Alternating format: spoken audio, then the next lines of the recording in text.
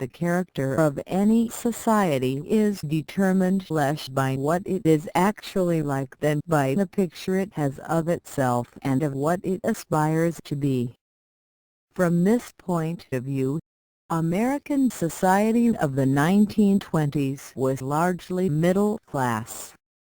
Its values and aspirations were middle class, and power or influence within it was in the hands of middle-class people. On the whole, this was regarded as proper, except by iconoclastic writers who gained fortune and reputation simply by satirizing or criticizing middle-class customs.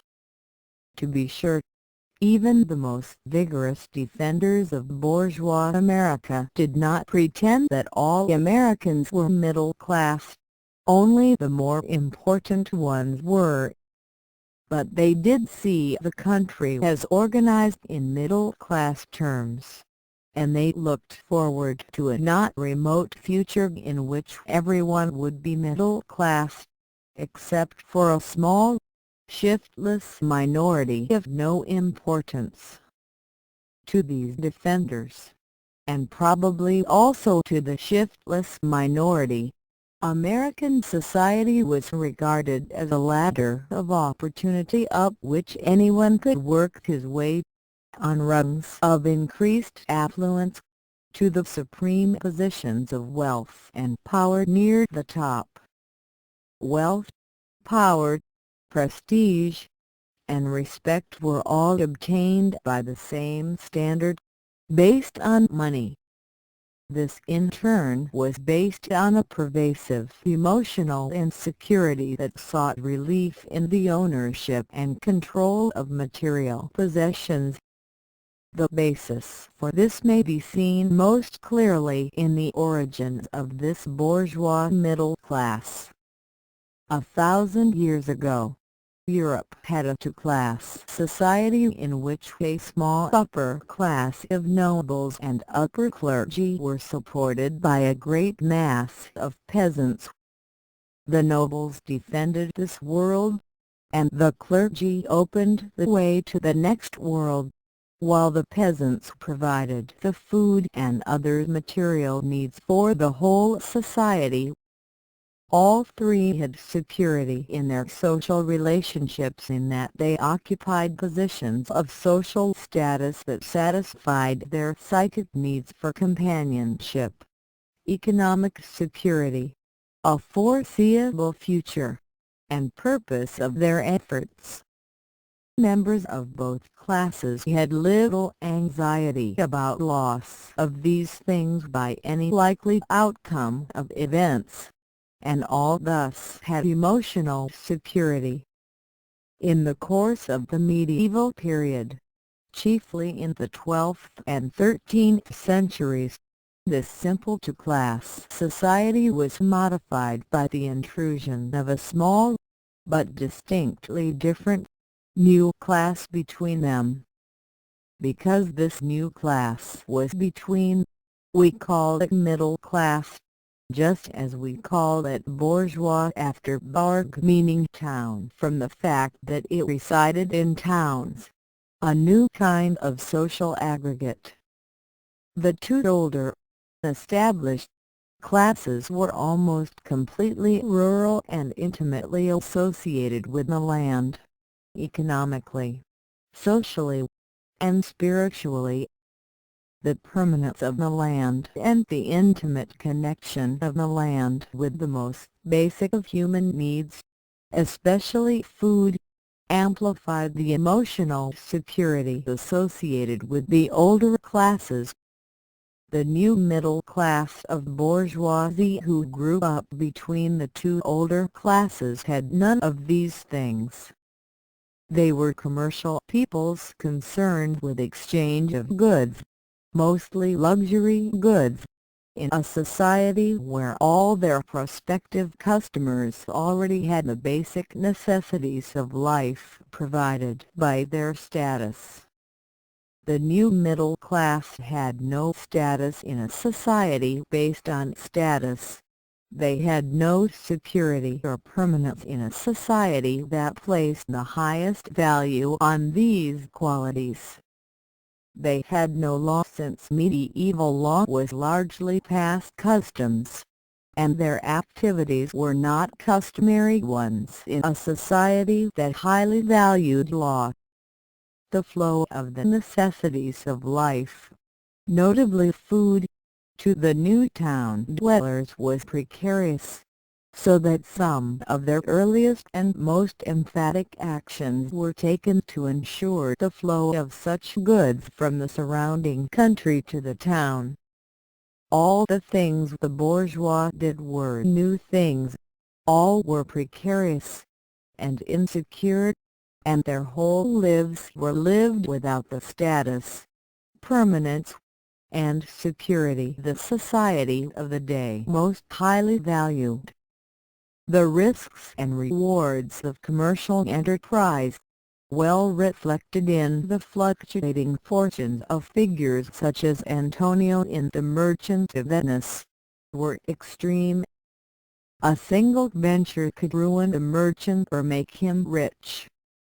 This insecurity was increased by the fact that the prevalent religion of the day disapproved of what he was doing, seeking profits or taking interest, and could see no way of providing religious services to town dwellers because of the intimate association of the ecclesiastical system with the existing arrangement of rural landholding. For these and other reasons, psychic insecurity became the keynote of the new middle-class outlook. It still is. The only remedy for this insecurity of the middle class seemed to it to be the accumulation of more possessions that could be a demonstration to the world of the individual's importance and power. In this way, for the middle class, the general goal of medieval man to seek future salvation in the hereafter was secularized to an effort to seek future security in this world by acquisition of wealth and its accompanying power and social prestige. But the social prestige from wealth was most available among fellow bourgeoisie, rather than among nobles or peasants. Thus the opinions of one's fellow bourgeoisie, by wealth and by conformity to bourgeois values, became the motivating drives of the middle classes, creating what has been called the acquisitive society. In that society prudence, discretion, conformity, moderation except in acquisition decorum, frugality, became the marks of a sound man. Credit became more important than intrinsic personal qualities, and credit was based on the appearances of things, especially the appearances of the external material accessories of life. The facts of a man's personal qualities, such as kindness, affection, thoughtfulness, generosity, personal insight, and such, were increasingly irrelevant or even adverse to the middle-class evaluation of a man. Instead, the middle-class evaluation rested rather on non-personal attributes and on external accessories.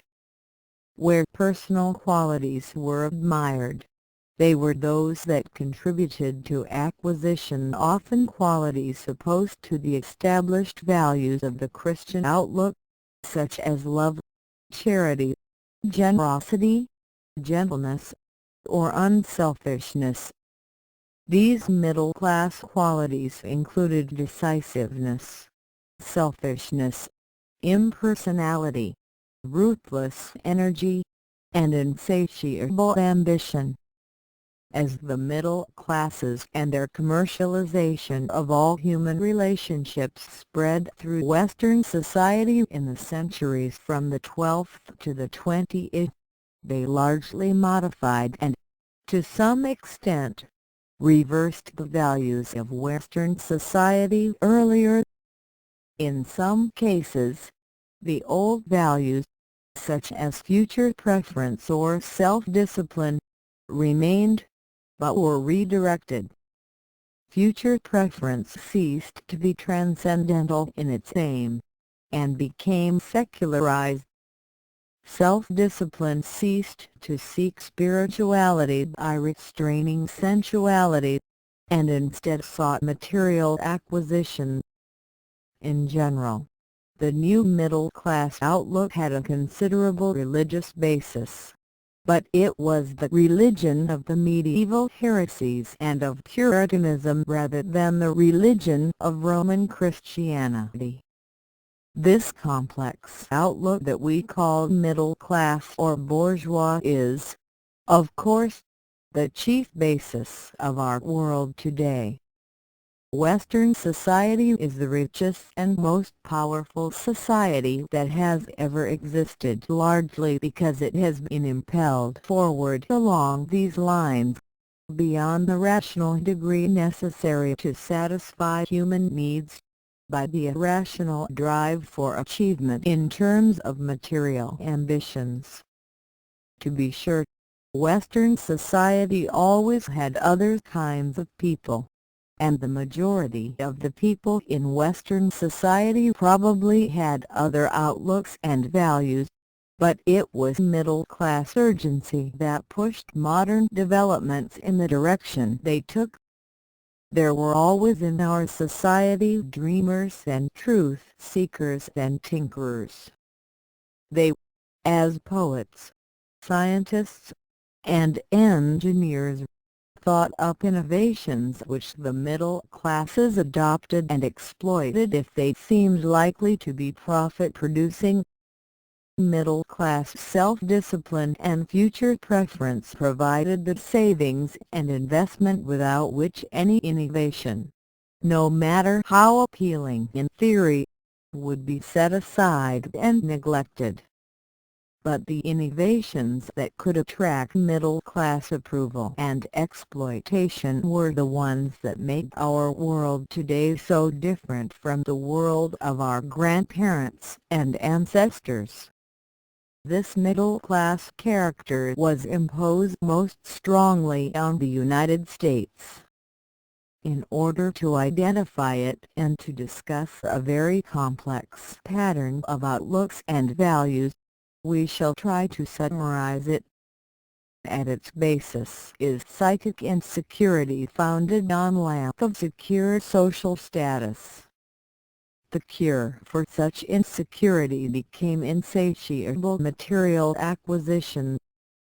From this flowed a large number of attributes of which we shall list only 5: future preference, self-discipline, social conformity, infinitely expandable material demand, and a general emphasis on externalized, impersonal values. Those who have this outlook are middle class. Those who lack it are something else. Thus middle class status is a matter of outlook and not a matter of occupation or status. There can be middle-class clergy or teachers or scientists. Indeed, in the United States, most of these 3 groups are middle class, although their theoretical devotion to truth rather than to profit, or to others rather than to self, might seem to imply that they should not be middle class. And, indeed, they should not be, for the urge to seek truth or to help others are not really compatible with the middle-class values. But in our culture the latter have been so influential and pervasive, and the economic power of middle-class leaders has been so great, that many people whose occupations, on the face of it, should make them other than middle class, nonetheless have adopted major parts of the middle class outlook and seek material success in religion or teaching or science, the middle-class outlook, born in the Netherlands and northern Italy and other places in the medieval period, has been passed on by being inculcated to children as the proper attitude for them to emulate. It could pass on from generation to generation, and from century to century, as long as parents continued to believe it themselves and disciplined their children to accept it. The minority of children who did not accept it were disowned and fell out of the middle classes. What is even more important, they were, until recently, pitted and rejected by their families. In this way, those who accepted the outlook marched on in the steadily swelling ranks of the triumphant middle classes, until the 20th century. For more than half a century, from before World War I, the middle-class outlook has been under relentless attack, often by its most ardent members, who heedlessly, and unknowingly, have undermined and destroyed many of the basic social customs that preserved it through earlier generations. Many of these changes occurred from changes in child-rearing practices, and many arose from the very success of the middle-class way of life, which achieved material affluence that tended to weaken the older emphasis on self-discipline, saving, future preference, and the rest of it. One of the chief changes, fundamental to the survival of the middle-class outlook, was a change in our society's basic conception of human nature. This had two parts to it. The traditional Christian attitude toward human personality was that human nature was essentially good and that it was formed and modified by social pressures and training. The goodness of human nature was based on the belief that it was a kind of weaker copy of God's nature, lacking many of God's qualities in degree rather than in kind, but nonetheless perfectible, and perfectible largely by its own efforts with God's guidance. The Christian view of the universe as a hierarchy of beings, with man about two-thirds of the way up, saw these beings, especially man, as fundamentally free creatures able to move, at their own volition toward God or away from Him, and guided or attracted in the correct direction for realization of their potentialities by God's presence at the top of the universe, the presence which, like the North Magnetic Pole, attracted men, as compasses, upward toward fuller realization and knowledge of God who was the fulfillment of all good. Thus the effort came from free men, the guidance came from God's grace, and ultimately the motive power came from God's attractiveness. In this view the devil, Lucifer, was the epitome of positive wickedness, was one of the highest of the angels, close to God, who fell because he failed to keep his perspective and believed that he was as good as God. In this Christian outlook, the chief task was to train men so that they would use their intrinsic freedom to do the right thing by following God's guidance. Opposed to this Western view of the world and the nature of man, there was, from the beginning, another opposed view of both, which received its most explicit formulation by the Persian Zoroaster in the 7th century BC and came into the Western tradition as a minor, heretical theme. It came in through the Persian influence on the Hebrews, especially during the Babylonian captivity of the Jews, in the 6th century BC. and it came in, more fully, through the Greek rationalist tradition from Pythagoras to Plato. This latter tradition encircled the early Christian religion, giving rise to many of the controversies that were settled in the early church councils and continuing on in the many heresies that extended through history from the Arians, the Manichaeans, Luther, Calvin, and the Jansenists. The chief avenue by which these ideas, which were constantly rejected by the endless discussions formulating the doctrine of the West, continued to survive was through the influence of St. Augustine. From this dissident minority point of view came 17th-century Puritanism. The general distinction of this point of view from Zoroaster to William Golding in Lord of the Flies is that the world and the flesh are positive evils and that man, in at least this physical part of his nature, is essentially evil. As a consequence, he must be disciplined totally to prevent him from destroying himself and the world. In this view, the devil is a force, or being, of positive malevolence, and man, by himself, is incapable of any good and is, accordingly, not free. He can be saved in eternity by God's grace alone, and he can get through this temporal world only by being subjected to a regime of total despotism. The direction and nature of the despotism is not regarded as important, since the really important thing is that man's innate destructiveness be controlled. Nothing could be more sharply contrasted than these 2 points of view, the orthodox and the puritanical. The contrasts can be summed up thus. Orthodox evil is absence of good.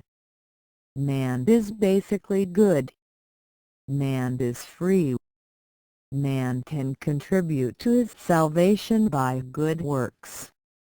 Self-discipline is necessary to guide or direct.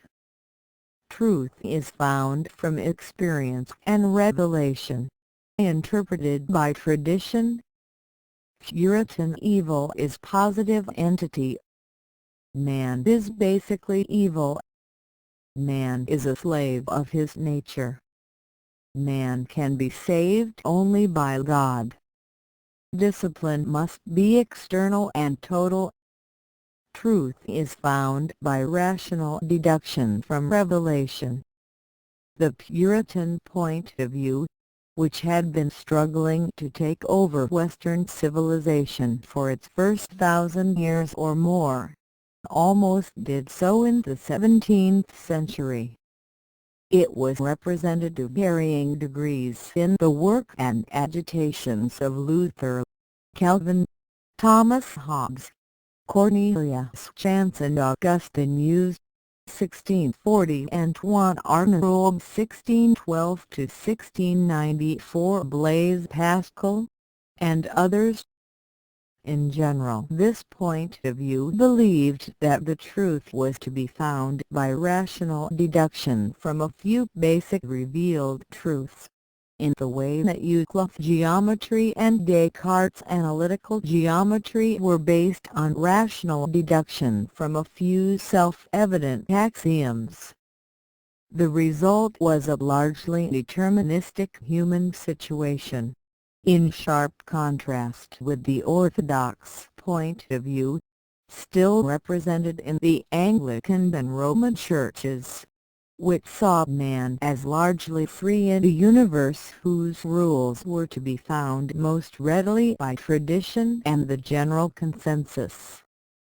The Puritan point of view tended to support political despotism and to seek a one-class uniform society, while the older view put much greater emphasis on traditional pluralism and saw society as a unity of diversities.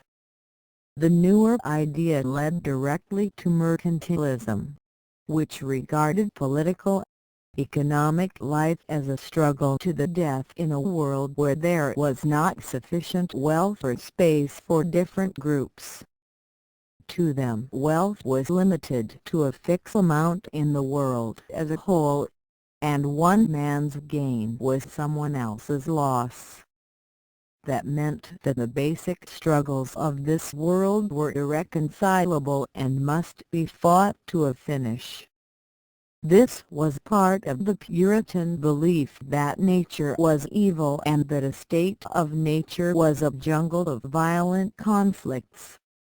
Some of these ideas changed, others were retained, and a few were rearranged and modified in the following periods of the Enlightenment, the Romantic movement, and scientific materialism. All three of these returned to the older idea that man and nature were essentially good, and to this restored belief in the Garden of Eden they joined a basically optimistic belief in man's ability to deal with his problems and to guide his own destiny. Society and its conventions came to be regarded as evil, and the guidance of traditions was generally rejected by the late Enlightenment and the early Romantics. Although the excesses of the French Revolution drove many of the later Romantics back to rely on history and traditions because of their growing feeling of the inadequacy of human reason. One large change in all three periods was the community of theorists, which rejected mercantilism's insistence on limited wealth and the basic incompatibility of theorists for the more optimistic belief that all parties could somehow adjust their interests within a community in which all would benefit mutually. The application of Darwinism to human society changed this idea again, toward the end of the 19th century, and provided the ideological justification for the wars of extermination of Nazism and fascism. Only after the middle of the 20th century did a gradual reappearance of the old Christian ideas of law and charity modify this view, replacing it with the older idea that diverse human interests are basically reconcilable. All this shifting of ideas, many of them unstated, or even unconscious, assumptions, and the gradual growth of affluence helped to destroy middle-class motivations and values. American society had been largely, but not entirely, middle class. Above the middle class, which dominated the country in the first half of the 20th century, were a small group of aristocrats. Below were the petty bourgeoisie, who had middle-class aspirations, but were generally more insecure and often bitter because they did not obtain middle-class rewards. Below these two middle classes were two lower classes, the workers and the lumpen proletariat, or socially disorganized, who had very little in common with each other. Outside this hierarchical structure of five groups in three classes, aristocrat, middle, and lower, were two other groupings that were not really part of the hierarchical structure. On the left were the intellectuals and on the right were the religious. These held in common the idea that the truth, to them, was more important than interests. But they differed greatly from the fact that the religious believed that they knew what the truth was, while the intellectuals were still seeking it. This whole arrangement was much more like a planetary arrangement of social, economic groupings than it was like the middle-class vision of society as a ladder of opportunity. The latter really included only the middle classes, with the workers below. The planetary view, becoming increasingly widespread, saw the middle classes in the center with the other five surrounding these. Social movement was possible in circular as well as in vertical directions, as the older latter view of society believed, so that sons of workers could rise into the middle classes or move right into the religious, left into the intelligentsia, or even fall downward into the D-class dregs. So too, in theory, the children, or more likely the grandchildren, of the upper middle class could move upward into the aristocracy, which could also be approached from the intellectuals or the religious. Strangely enough, the non-middle classes had more characteristics in common with each other than they did with the middle classes in their midst. The chief reason for this was that all other groups had value systems different from the middle classes and, above all, placed no emphasis on display of material affluence as proof of social status. From this came a number of somewhat similar qualities and attitudes that often gave the non-middle class groups more in common and easier social intercourse than any of them had with the middle classes. For example, all placed much more emphasis on real personal qualities and much less on such things as clothing, residence, academic background, or kind of transportation used, all of which were important in determining middle-class reactions to people.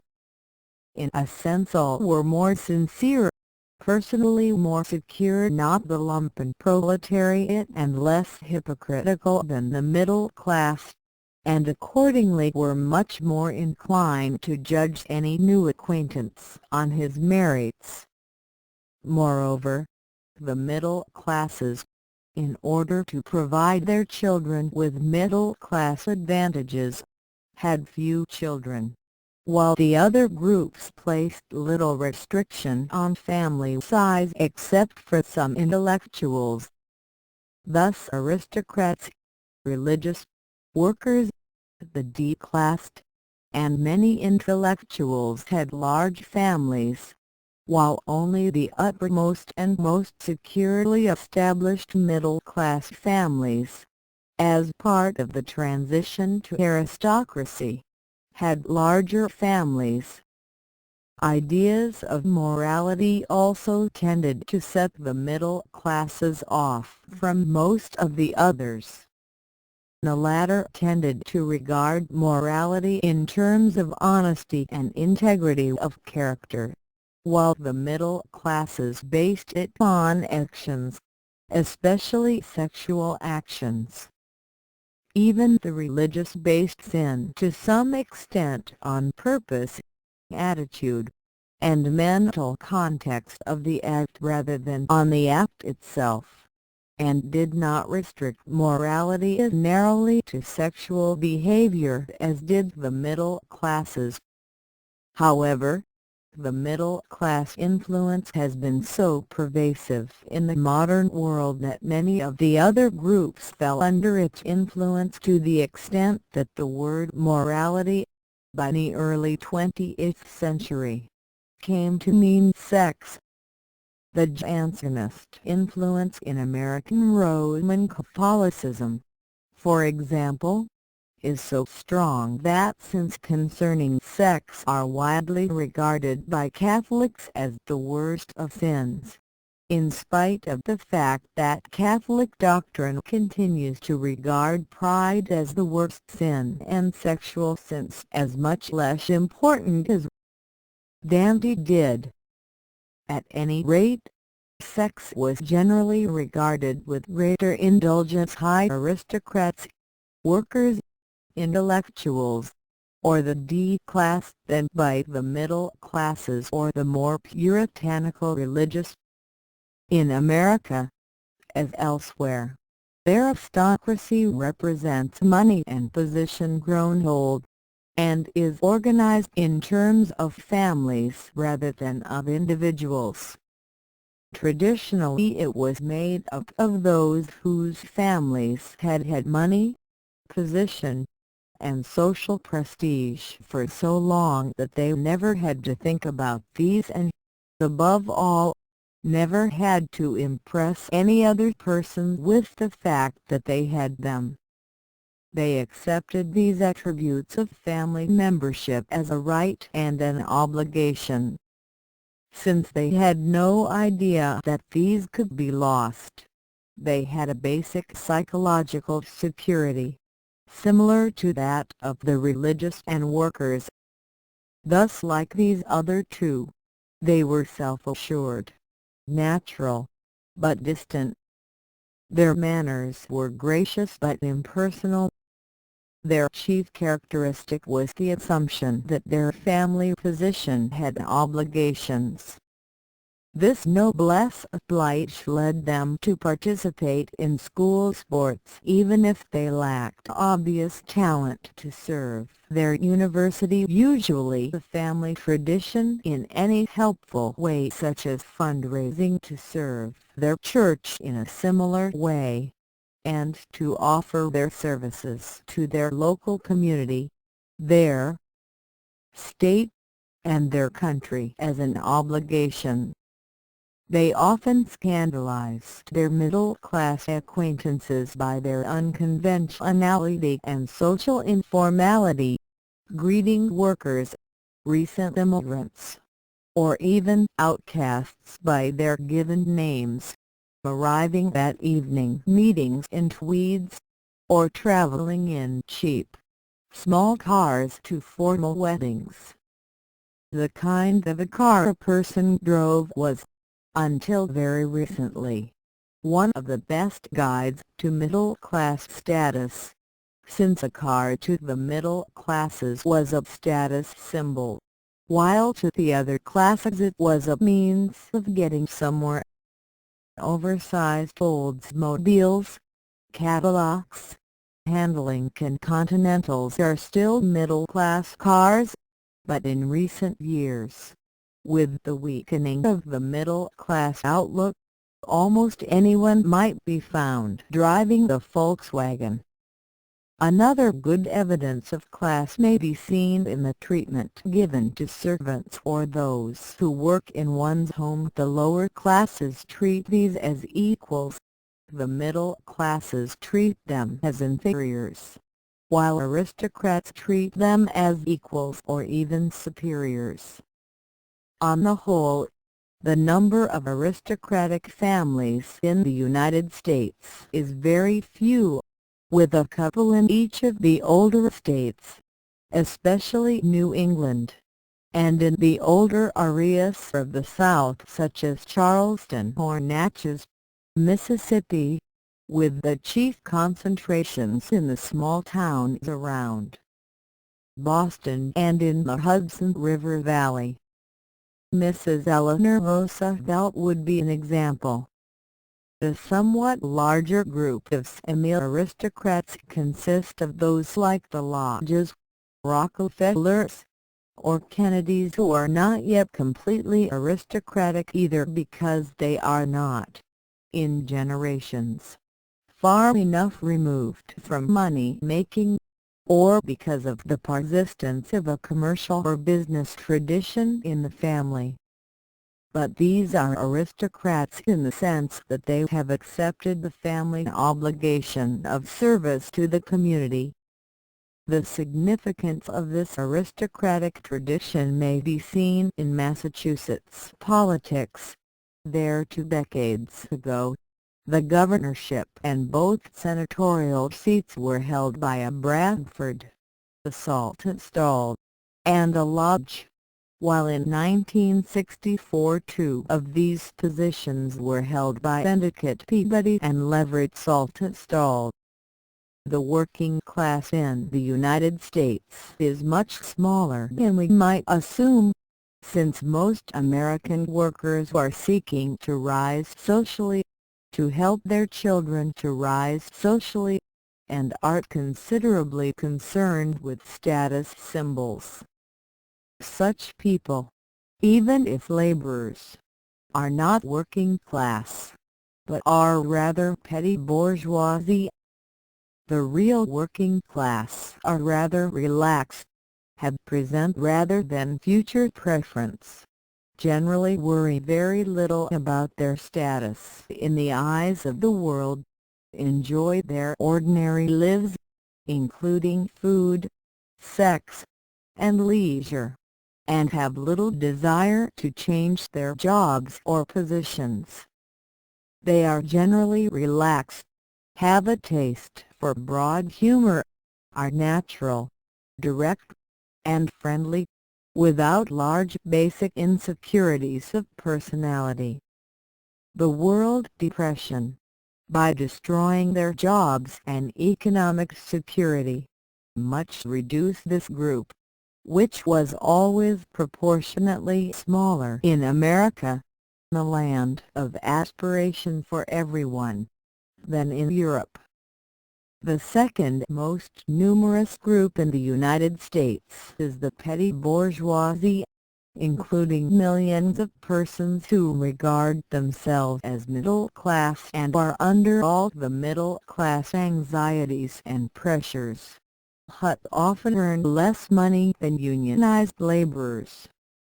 As a result of these things, they are often very insecure, envious, filled with hatreds, and are generally the chief recruits for any right, fascist, or hate campaigns against any group that is different or which refuses to conform to middle-class values. Made up of clerks, shopkeepers, and vast numbers of office workers in business, government, finance, and education, these tend to regard their white-collar status as the chief value in life, and live in an atmosphere of envy, pettiness, insecurity, and frustration. They form the major portion of the Republican Party's supporters in the towns of America, as they did for the Nazis in Germany 30 years ago. In general, the political alignments in the United States have been influenced even more by these class and psychological considerations than they have been by income, economic, or occupational considerations. The Republican Party has been the party of the middle classes and the Democratic Party has been the party of the rest.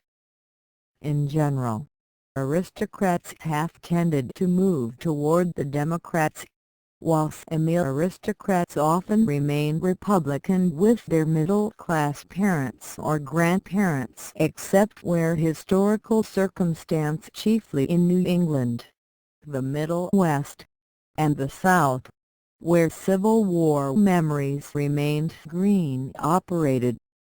This meant that the Republican Party, whose 19th-century superiority had been based on the division of farmers into South and West over the slave issue, became an established majority party in the 20th century, but became, once again, a minority party because of the disintegration of their middle-class support.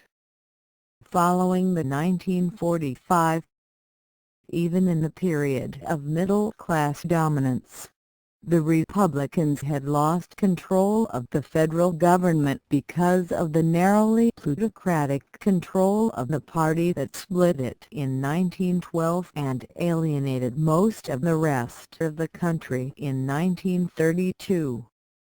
20 years later, in 1952, the country looked solidly middle class, but, in fact, by that date middle-class morale was almost totally destroyed. The middle classes themselves were in disintegration, and the majority of Americans were becoming less middle class in outlook. This change is one of the most significant transformations of the 20th century. The future of the United States, of Western civilization, and of the world depends on what kind of outlook replaces the dissolving middle-class ideology in the next generation.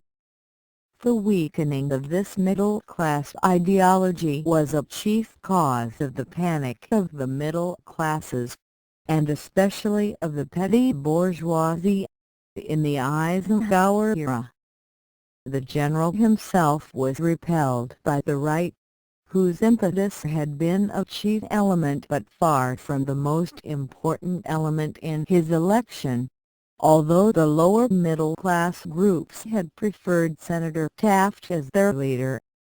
Eisenhower, however, had been preferred by the Eastern establishment of Old Wall Street, Ivy League, semi-aristocratic Anglophiles whose real strength rested in their control of Eastern financial endowments, operating from foundations, academic halls, and other tax-exempt refuges. As we have said, this Eastern establishment was really above parties and was much more concerned with policies than with party victories. They had been the dominant element in both parties since 1900, and practiced the political techniques of William C. Whitney and J.P. Morgan. They were, as we have said, Anglophile, cosmopolitan, Ivy League, internationalist, astonishingly liberal, patrons of the arts, and relatively humanitarian. All these things made them anathema to the lower middle class and petty bourgeois groups, chiefly in small towns and in the Middle West, who supplied the votes in Republican electoral victories, but found it so difficult to control nominations, especially in presidential elections, because the big money necessary for nominating in the Republican National Convention was allied to Wall Street and to the Eastern establishment. The ability of the latter to nominate Eisenhower over Taft in 1952 was a bitter pill to the radical bourgeoisie, and was not coated sufficiently by the naming of Nixon, a man much closer to their hearts, for the vice presidential post. The split between these two wings of the Republican Party, and Eisenhower's preference for the upper bourgeois rather than for the petty bourgeois wing, paralyzed both of his administrations and was the significant element in Kennedy's narrow victory over Nixon in 1960 and in Johnson's much more decisive victory over Goldwater in 1964. Kennedy, despite his Irish Catholicism, was an establishment figure. This did not arise from his semi-aristocratic attitudes or his Harvard connections, which were always tenuous, since Irish Catholicism is not yet completely acceptable at Harvard. These helped, but John Kennedy's introduction to the establishment arose from his support of Britain, in opposition to his father, in the critical days at the American Embassy in London in 1938 to 1940. His acceptance into the English establishment opened its American branch as well. The former was indicated by a number of events, such as Sister Kathleen's marriage to the Marquess of Hartington and the shifting of Caroline's nursery school from the White House to the British Embassy after her father's assassination. The ambassador, Ormsby Gort, 5th Baron Harlech, was the son of an old associate of Lord Milner and Leo Amory, when they were the active core of the British American Atlantic establishment. Another indication of this connection was the large number of Oxford-trained men appointed to office by President Kennedy. The period since 1950 has seen the beginnings of a revolutionary change in American politics. This change is not so closely related to the changes in American economic life as it is to the transformation in social life. But without the changes in economic life, the social influences could not have operated. What has been happening has been a disintegration of the middle class and corresponding increase in significance by the petty bourgeoisie at the same time that the economic influence of the older Wall Street financial groups has been challenged by new wealth springing up outside the eastern cities, notably in the Southwest and Far West. These new sources of wealth have been based very largely on government action and government spending but have, nonetheless, adopted a petty bourgeois outlook rather than the semi-aristocratic outlook that pervades the Eastern establishment. This new wealth, based on petroleum, natural gas, ruthless exploitation of national resources, the aviation industry, military bases in the South and West, and finally on space with all its attendant activities, has centered in Texas and Southern California. Its existence, for the first time, made it possible for the petty bourgeois outlook to make itself felt in the political nomination process instead of in the unrewarding effort to influence politics by voting for a Republican candidate nominated under Eastern establishment influence. In these terms, the political struggle in the United States has shifted in 2 ways, or even 3. This struggle, in the minds of the ill-informed, had always been viewed as a struggle between Republicans and Democrats at the ballot box in November. Wall Street, long ago, however, had seen that the real struggle was in the nominating conventions the preceding summer. This realization was forced upon the petty bourgeois supporters of Republican candidates by their antipathy for Willkie, Dewey, Eisenhower, and other Wall Street interventionists and their inability to nominate their congressional favorites, like Senators Noland, Bricker, and Taft, at national party conventions. Just as these disgruntled voters reached this conclusion, with Taft's failure in 1952, the new wealth appeared in the political picture, sharing the petty bourgeoisie's suspicions of the East, big cities, Ivy League universities, foreigners, intellectuals, workers, and aristocrats.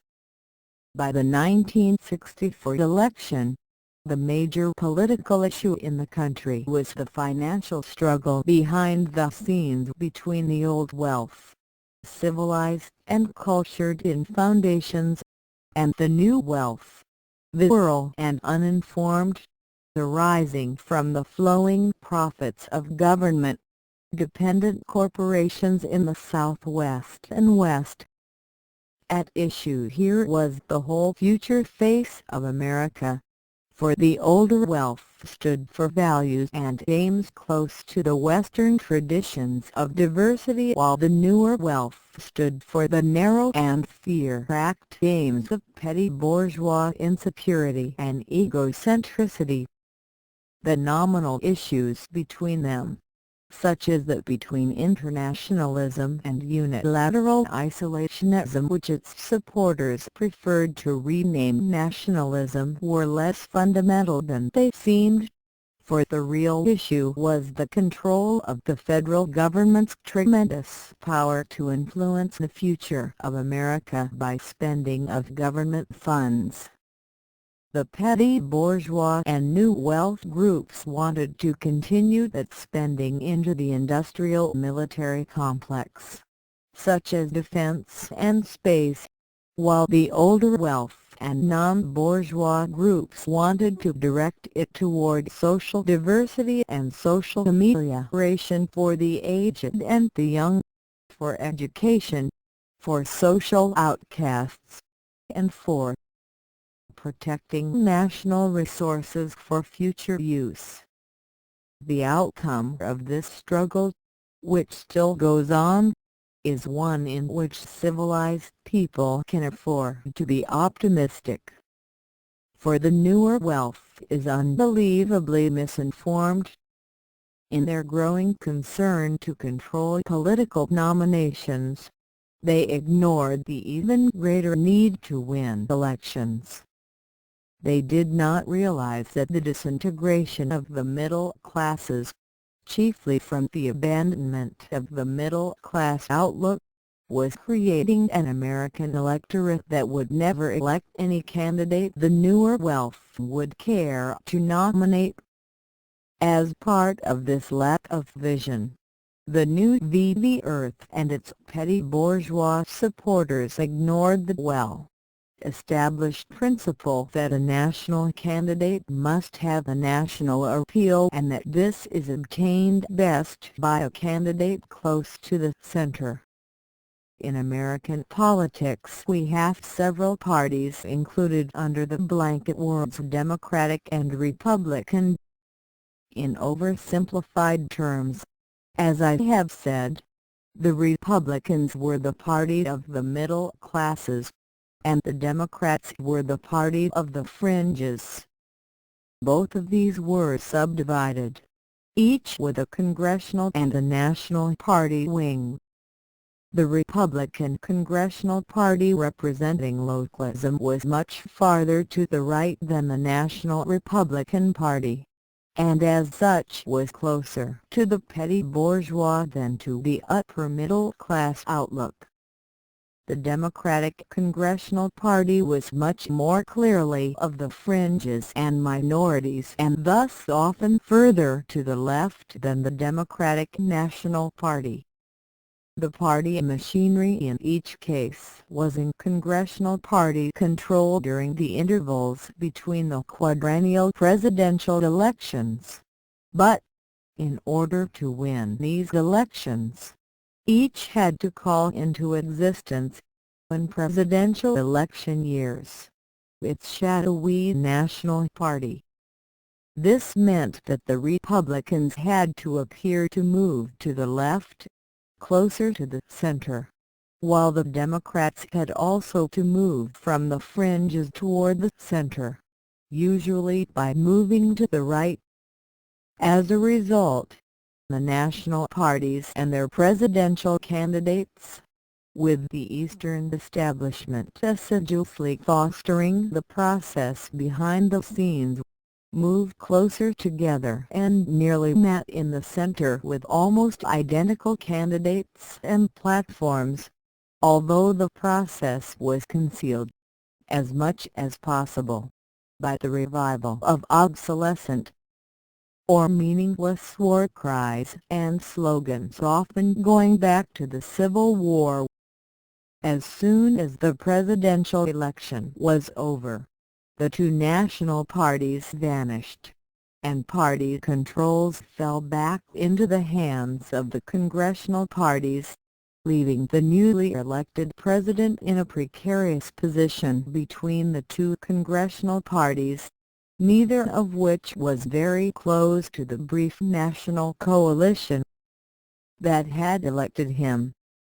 The chief problem of the Eastern establishment for a long time has been how to make the two congressional parties more national and international. The argument that the two parties should represent the opposed ideals and policies, one, perhaps, of the right and the other of the left, is to the Eastern establishment a foolish idea acceptable only to doctrinaire and academic thinkers. Instead, they believe that the two parties should be almost identical, so that can control the elections without leading to any profound or extensive shifts in policy. The Eastern establishment believe that policies that are vital and necessary for America are no longer subjects of significant disagreement, but are disputable only in details of procedure, priority, or method. We must remain strong, continue to function as a great world power in cooperation with other powers, keep the economy moving without significant slump, help other countries do the same, provide the basic social necessities for all our citizens, open up opportunities for social shifts for those willing to work to achieve them, and defend the basic Western outlook of diversity, pluralism, cooperation, and the rest of it, as already described. These things any national American party hoping to win the presidential election must accept. But either party in office becomes in time corrupt, tired, unenterprising, and vigorless. Then it should be possible to replace it, every 4 years if necessary, by the other party, which will be none of these things but will still pursue, with new vigor, approximately the same basic policies. The capture of the Republican National Party by the extremist elements of the Republican Congressional Party in 1964, and their effort to elect Barry Goldwater to the presidency with the petty bourgeois extremists alone, was only a temporary aberration on the American political scene, and arose from the fact that President Johnson had preempted all the issues which are, as we have said, now acceptable to the overwhelming majority and had occupied the whole broad center of the American political spectrum, so that it was hardly worthwhile for the Republicans to run a real contestant against him in the same area. Thus Goldwater was able to take control of the Republican National Party by default. The vigilance behind the Goldwater campaign, however, had nothing to do with default or lack of intensity. Quite the contrary. His most ardent supporters were of the extremist petty bourgeois mentality driven to near hysteria by the disintegration of the middle classes and the steady rise in prominence of everything they considered anathema: Catholics, Negroes, immigrants, intellectuals, aristocrats and near-aristocrats, scientists, and educated men generally, people from trig cities or from the East, cosmopolitans and internationalists, and, above all, liberals who accept diversity as a virtue. This disintegration of the middle classes had a variety of causes, some of them intrinsic, many of them accidental, a few of them obvious, but many of them going deeply into the very depths of social existence. All these causes acted to destroy the middle classes by acting to destroy the middle class outlook.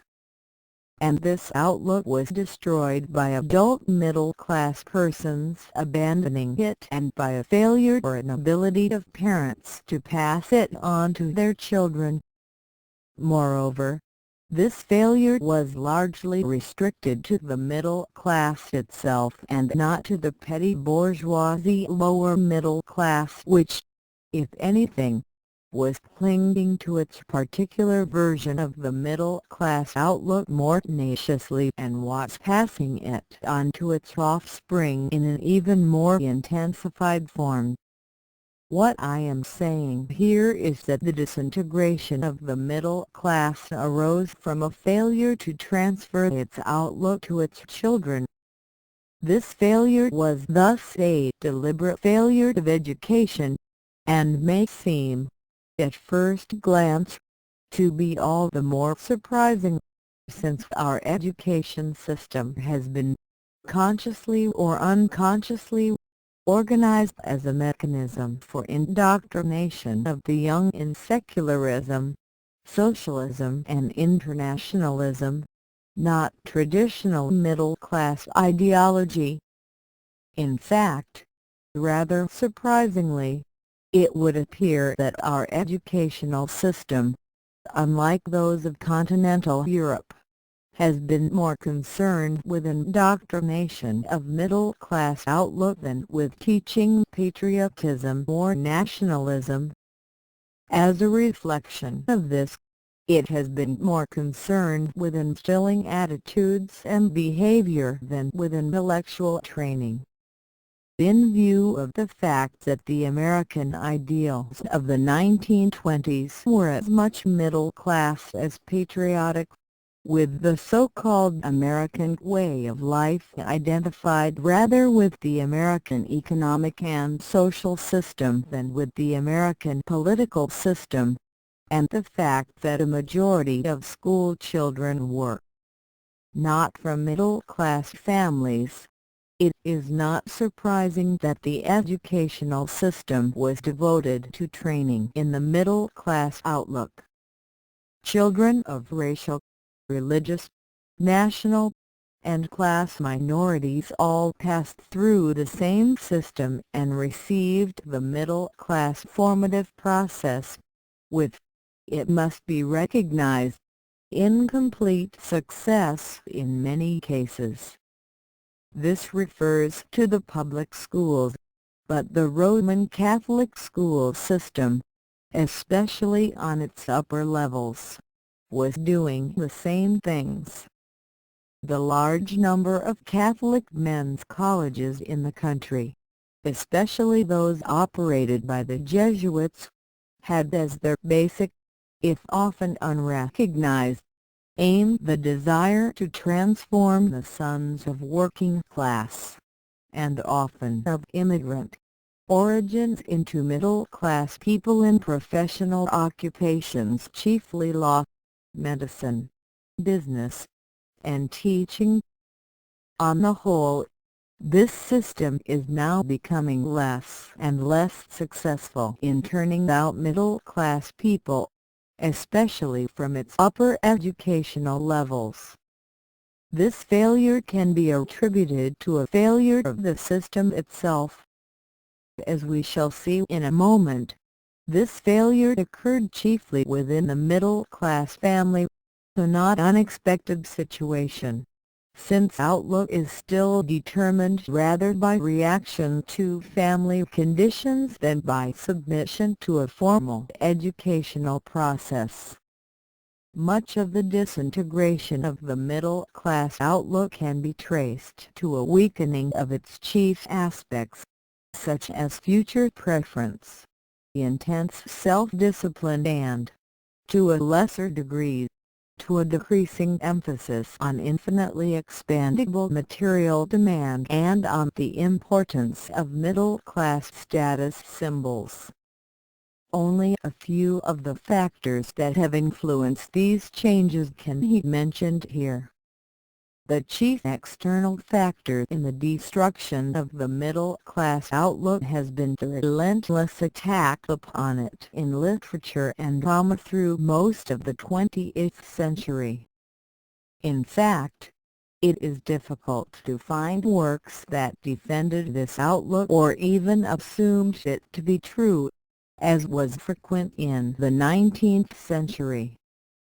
Not that such works did not exist in recent years. They have existed in great numbers, and have been avidly welcomed by the petty bourgeoisie and by some middle-class housewives. Lending libraries and women's magazines of the 1910s, 1920s, and 1930s were full of them, but by the 1950s they were largely restricted to television soap dramas.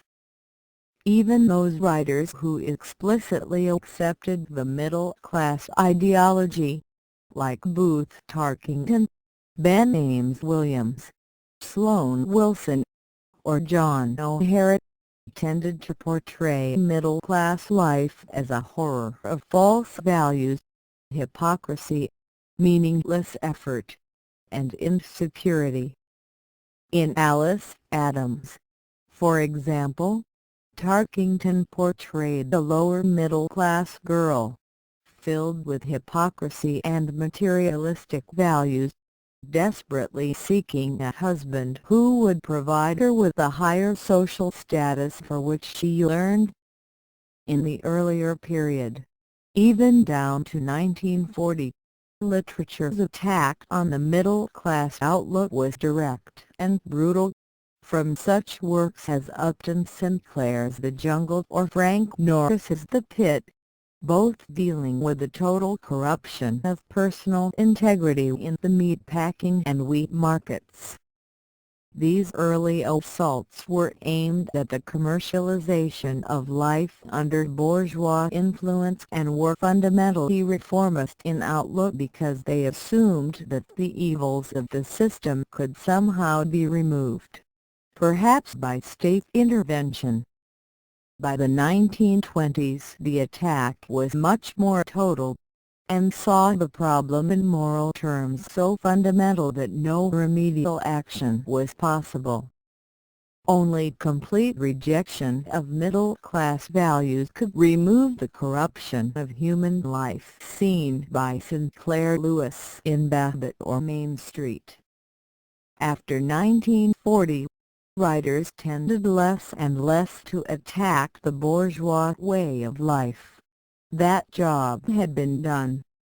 Instead they described situations, characters, and actions that were simply non-bourgeois: violence, social irresponsibility, sexual laxity and perversion, miscegenation, human weakness in relation to alcohol, narcotics, or sex, or domestic and business relationships conducted along completely non-bourgeois lines.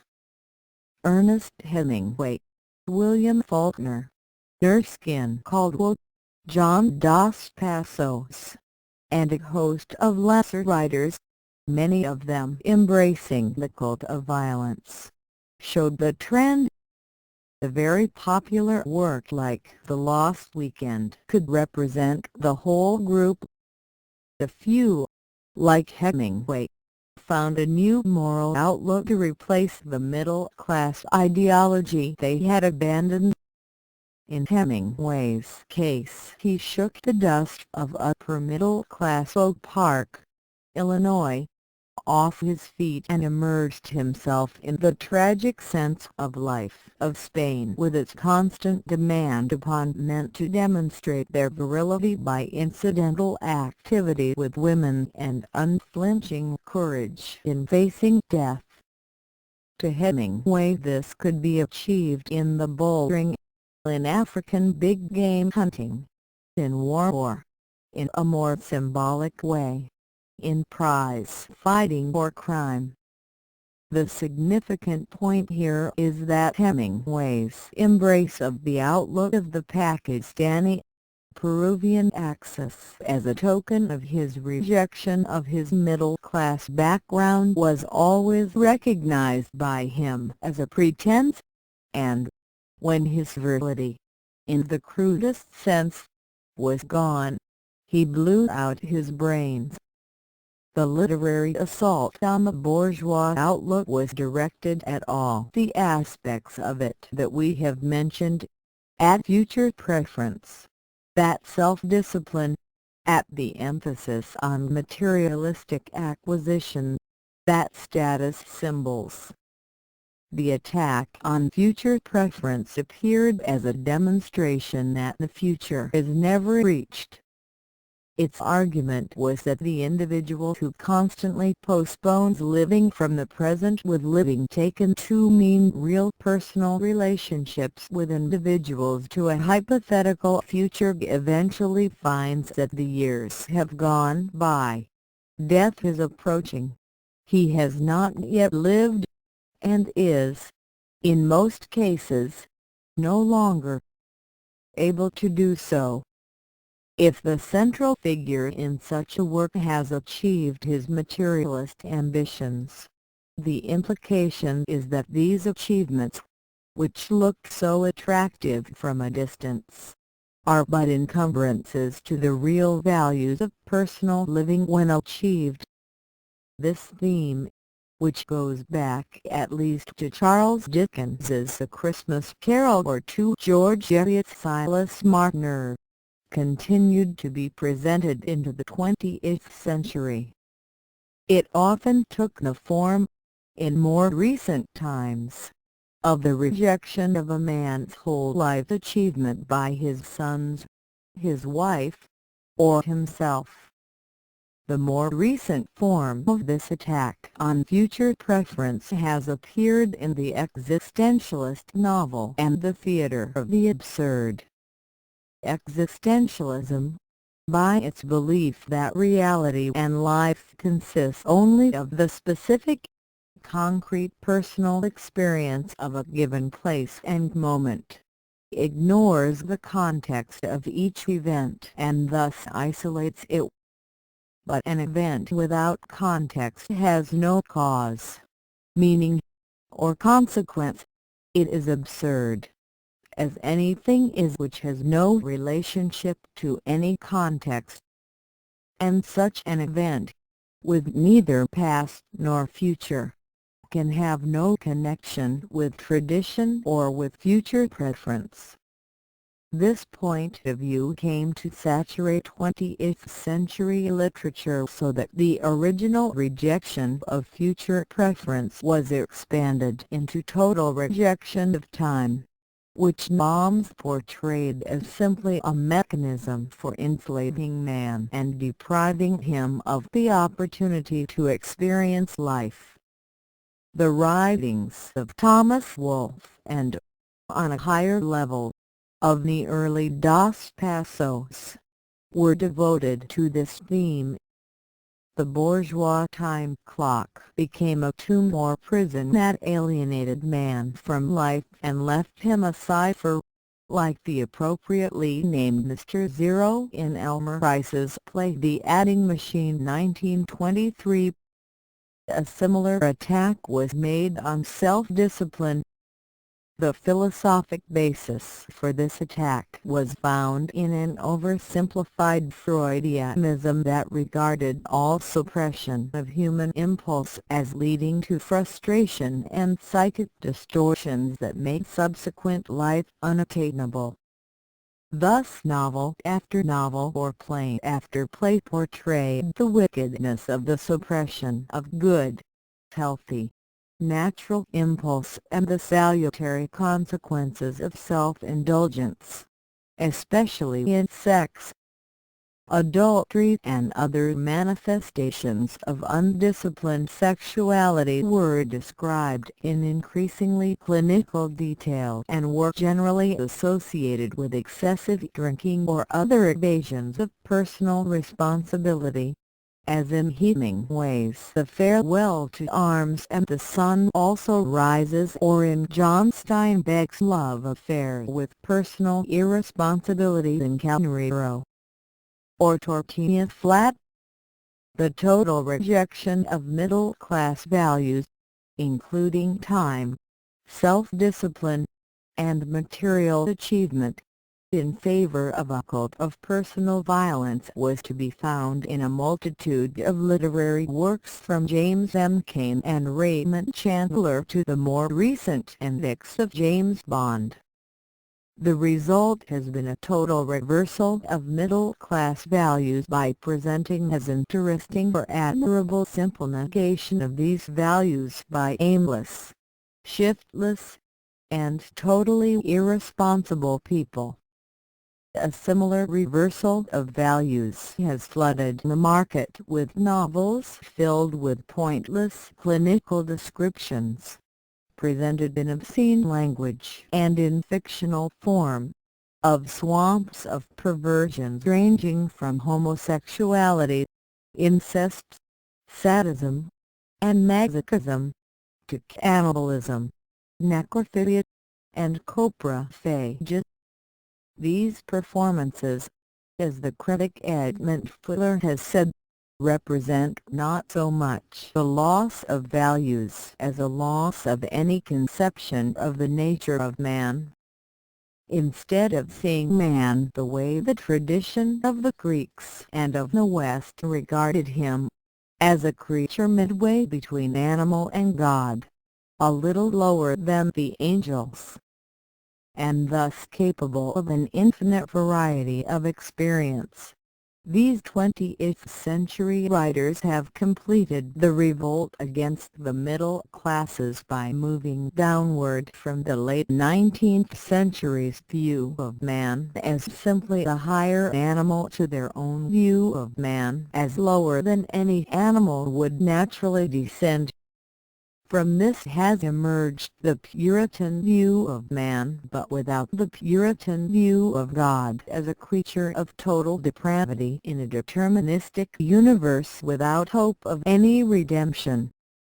This point of view, which, in the period 1550 to 1650, justified despotism in the Puritan context, now may be used, with petty bourgeois support, to justify a new despotism to preserve, by force instead of conviction, petty bourgeois values in a system of compulsory conformity.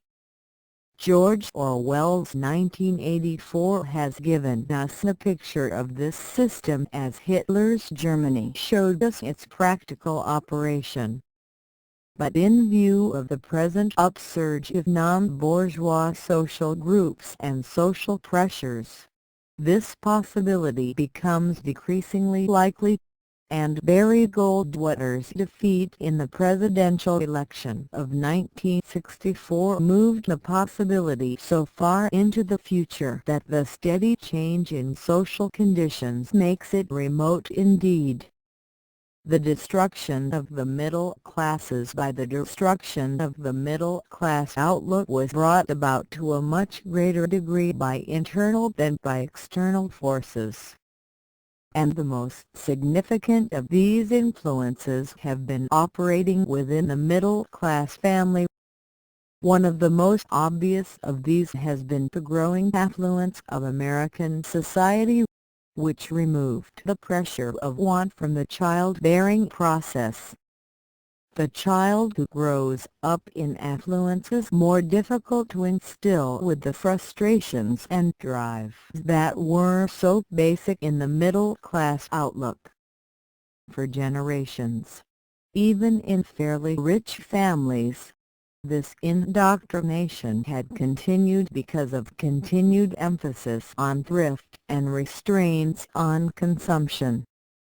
By 1937 the World Depression showed that the basic economic problems were not saving and investment, but distribution and consumption. Thus there appeared the growing readiness to consume, spurred on by new sales techniques, installment selling, and the extension of credit from the productive side to the consumption side of the economic process. As a result, an entirely new phenomenon appeared in middle-class families: the practice of living up to, or even beyond, their incomes, an unthinkable scandal in any 19th-century bourgeois family. One incentive in this direction was the increased emphasis, within the middle-class ideology, upon the elements of status and ostentatious display of wealth as status symbols rather than on the elements of frugality and prudence. Thus affluence weakened both future preference and self-denying self-discipline training. Somewhat related to this was the influence of the Depression of 1929 to 1933. The generation that was entering manhood at that time, having been born in the period 1905-1915, felt that their efforts to fulfill their middle-class ambitions had involved them in intensive hardships and suffering, such as working while going to college, doing without leisure, cultural expansion, and travel, and by the 1950s these were determined that their children must never have it as hard as they had had it. They rarely saw that their efforts to make things easy for their children in the 1950s as a reaction against the hardships they had suffered themselves in the 1930s were removing from their children's training process the difficulties that had helped to make them achieving men and successful middle-class persons, and that their efforts to do this were weakening the moral fiber of their children. Another element in this process was a change in the educational philosophy of America and a somewhat similar change in the country's ideas on the whole process of child training. Early generations had continued to cling to the vestiges of the Puritan outlook to the degree that they insisted that children must be trained under strict discipline, including corporal punishment. This 17th-century idea, by 1920, was being replaced in American family ideology by an idea of the 19th century that child maturation is an innate process not subject to modification by outside training.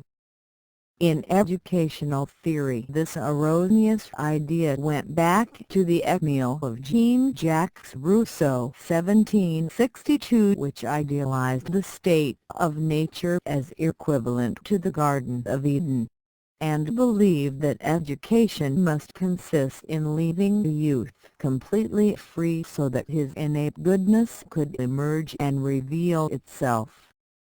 This idea was developed, intensified, and given a pseudo-scientific foundation by advances in biology and genetics in the late 19th century. By 1910 or so, child-rearing and educational theories had accepted the idea that man was a biological organism, like any animal, that his personality was a consequence of hereditary traits, and that each child had within him a rigid assortment of inherited talents and a natural rate of maturation in the development of these talents. These ideas were incorporated in a series of slogans of which two were, "Every child is different," and "He'll do it when he's ready." From all this came a wholesale ending of discipline, both in the home and in school, and the advent of permissive education, with all that it entailed. Children were encouraged to have opinions and to speak out on matters of which they were totally ignorant. Acquisition of information and intellectual training were shoved into the background, and restrictions of time, place, and movement in schools and homes were reduced to a minimum. Every emphasis was placed on spontaneity and fixed schedules of time periods or subject matter to be covered or belittled. All this greatly weakened the disciplinary influence of the educational process, leaving the new generation much less disciplined, less organized, and less aware of time than their parents. Naturally, this disintegrative process was less evident among the children of the petty bourgeois than in the middle class itself. These influences in themselves would have contributed much to the weakening of the middle-class outlook among the rising generation, but other, much more profound, influences were also operating. To examine these we must look inside the middle-class family structure. In marriage, as in so many other things, Western civilization has been subjected to quite antithetical theories. These we might call the Western and the Romantic theories of love and marriage. The Romantic theory of these things was that each man or woman had a unique personality consisting of inborn traits, accumulated by inheritance from a unique combination of ancestors. This is, of course, the same theory that was used to justify permissive education. In romantic love, however, the theory went on to assume, simply as a matter of faith, that for each man or woman there existed in a world a person of the opposite sex whose personality traits would just fit into those of his or her destined mate. The only problem was to find that mate. It was assumed that this would be done, at first sight, when an almost instantaneous flash of recognition would reveal to both that they had found the one possible life's partner. The idea of love at first sight as a flash of recognition was closely related to the Manichaean and Puritan religious idea that God's truth came to men in a similar flash of illumination, an idea that goes back, like so many of these ideas, to Plato's theory of knowledge. As a reminiscence, in its most extreme form, this romantic theory of love assumed that each of the destined lovers was only part of a person, the two parts fitting together instantly on meeting into a single personality. Associated with all this were a number of other ideas, including the idea that marriages were made in heaven, that such a romantic marriage was totally satisfying to the partners, and that such a marriage should be eternal. These ideas of romantic love and marriage were much more acceptable to women than to men for reasons we have not time to analyze, and were embraced by the middle class, but not, to any great extent, by other classes. The theory, like so much of the middle-class outlook, originated among the medieval heresies, such as Manichaeism, as the Swiss writer Denis de Rougemont has shown, and was thus from the same tradition that saw the rise of the bourgeois outlook in the Middle Ages and its reinforcement by the closely associated Puritan movement of modern times. The Romantic theory of love was spread through the middle class by incidental factors, such as that the bourgeoisie were the only social class that read much, and romantic love was basically a literary convention in its propagation, whatever it may have been in its origins. It made no real impression on the other social classes in European society, such as the peasants, the nobility, or the urban working craftsmen. Strangely enough, romantic love, accepted as a theory and ideal by the bourgeoisie, had little influence on middle-class marriages in practice, since these were usually based on middle-class values of economic security and material status rather than on love. More accurately, Middle-class marriages were based on these material considerations in fact, while everyone concerned pretended that they were based on romantic love. Any subsequent recognition of this clash between fact and theory often gave a severe jolt and has sometimes been a subject for literary examination, as in the first volume of John Galsworthy's The Forsyte Saga.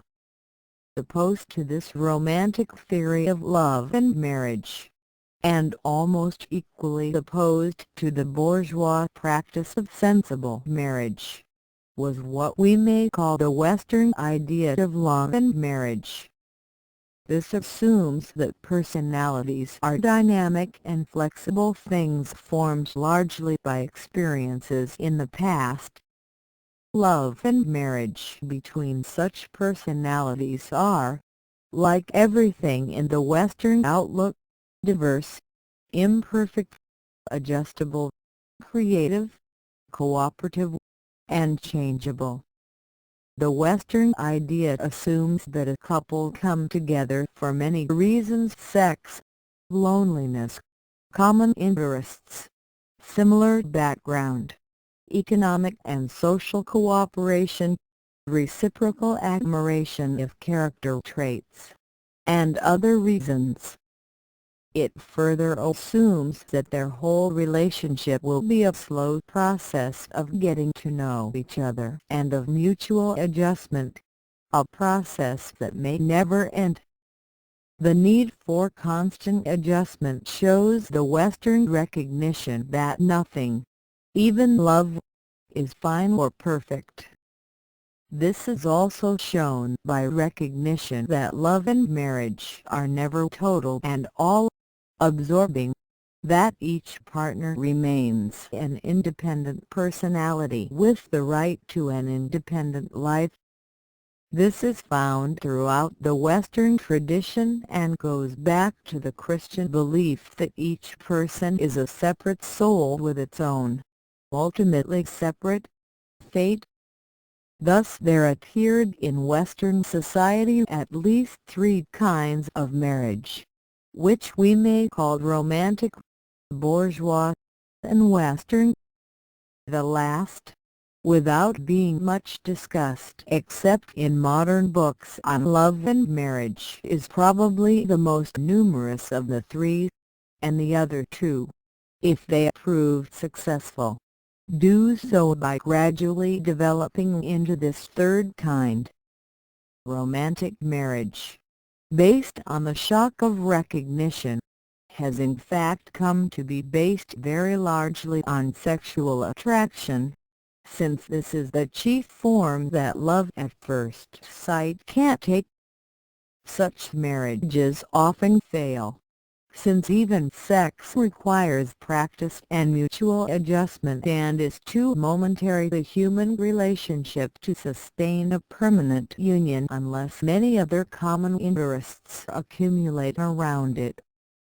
Even when this occurs and the marriage becomes a success, in the sense that it persists, it is never total, and the romantic delusion that marriage should be totally absorbing of the time, attention, and energies of its partners, still expected by many women brought up on the romantic idea, merely means that the marriage becomes an enslaving relationship to the husbands and a source of disappointment and frustration to the wives.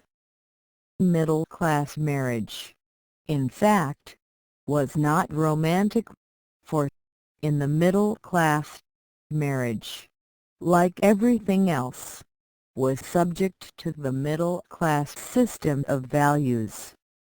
Within that value system, middle-class persons chose a marriage partner who would assist in achieving middle-class goals of status and achievement. A woman, with her parents' approval, chose a husband who showed promise of being a good provider and a steady, reliable, social achiever, who would be able to give her a material status at least as high as that provided by her own parents. A man chose as a wife one who showed promise of being a help in his upward struggle, one able to act as hostess to his aspirant activities and to provide the domestic decorum and social graces expected of a successful business or professional man. Such a marriage was based, from both sides, on status factors rather than on personal factors. The fact that a man was a Yale graduate, was trained for a profession, had a position with a good firm, drove an expensive car, could order dinner with assurance in an expensive restaurant, and had already applied for membership in a golf or country club were not reasons for loving him as a person, since they were simply the accessories of his status. Yet middle-class persons married for reasons such as these and, at the same time, convinced themselves and their friends that they were marrying for romantic love based on the fact that they were, in addition to their mutual social acceptability, sexually attracted. For a time the new marriage could keep up these pretenses, especially as the elements of sex and novelty in the relationship helped conceal the contrast between theory and fact and that the marriage was basically an external and superficial relationship. But this fact remained, and in time unconscious frustrations and dissatisfactions began to operate. Often these did not reach the conscious level, especially a few generations ago, but today the question is posed by every women's magazine: is your marriage a success? But unconsciously, long before this, realization had been growing that the marriage relationship was not based on love, which must be a recognition and appreciation of personal qualities, not of status accessories. Without personal feeling based on such personal qualities, the relationship was really not a personal relationship and was really not based on love, even when the partners, with the usual lack of introspection associated with middle-class minds, still insisted that it was based on love. The consequences of such unconscious recognition of the real lack of love in the bourgeois marital relationship, in a society that never stopped reiterating in song, cinema, magazine, and book the absolute necessity of love for human happiness and fulfillment, will be examined in a moment. 3 generations ago the bourgeois wife rarely became aware of her frustrations. She was largely confined to her home, was kept too busy with children and housework to find much time for meditation on her situation or for comparison with other wives or the outside world generally. Brought up in the male-dominated family, she was prepared to accept a similar situation in her own life. This means that her outside contacts and her general picture of the world came to her through the screen of her husband's vision of these things. The decrease in the number of children in middle-class families and the spread of labor-saving devices, from vacuum cleaners to frozen foods, gave the bourgeois wife increasing leisure in the 1920s and 1935. Enterprising editors like Edwin Bok filled that leisure with new slip women's magazines like the Ladies' Home Journal. Popular novels and, to a lesser extent, the early movies, dramatic matinees, and spreading women's clubs allowed women to build up a vision of a fantasy world of romantic love and carefree, middle-class housewives with dazzling homes and well-behaved and well-scrubbed children. By 1925, the average bourgeois housewife was becoming increasingly frustrated because her own life was not that pictured in the women's magazines. Her increasing leisure gave her time to think about it, and her more frequent contact with other wives encouraged her to raise her voice in criticism of her husband, whose financial inability to provide her with a life she came to regard as her due seemed to her to justify her desire to nag him onward to greater effort in pursuit of money. To him this became nagging. To her it was only an occasional reminder of the expectations under which she had entered upon the marriage relationship. While this was going on, the outside world was also changing. Women became emancipated as a consequence of World War I, with considerable urging onward from the women's magazines. Shorter skirts and shorter hair became symbols of this process, but even more significant was the appearance in the outside world of a great increase in the number of jobs that could be done best, or only, by women. As part of this process, there took place considerable changes in bourgeois morality, the ending of chaperonage, greater freedom between the sexes, and the acceptance of divorce as morally possible in bourgeois life, a custom that came in from the stage and cinema. As part of this whole process, there occurred a dramatic event of great social significance. This was the reversal in longevity expectations of men and women in adult life. A century ago, to be sure, in a largely rural context, a 20-year-old man could expect to live longer than a 20-year-old wife. In fact, such a man might well marry 2 or 3 wives, usually from the mortality associated with childbirth or other female problems. Today, a 20-year-old man has little expectation of living as long as a 20-year-old woman. To make matters worse, a 20-year-old woman a century ago married a man considerably older than herself, at least in the middle classes, simply because future preference required that a man be established economically before he began to raise a family. Today, from a series of causes, such as the extension of the female expectation of life faster than the male expectation, the increased practice of birth control, coeducation which brings the sexes into contact at the same age, weakening of future preference and of the middle class outlook generally, which leads to marriages by couples of about the same age. Husbands now generally die before their wives. Recognition of this, the increased independence of women, adaptation to taxes and other legal nuisances, has given rise to joint financial accounts, to property being put in the wife's name, and to greatly increased insurance benefits for wives.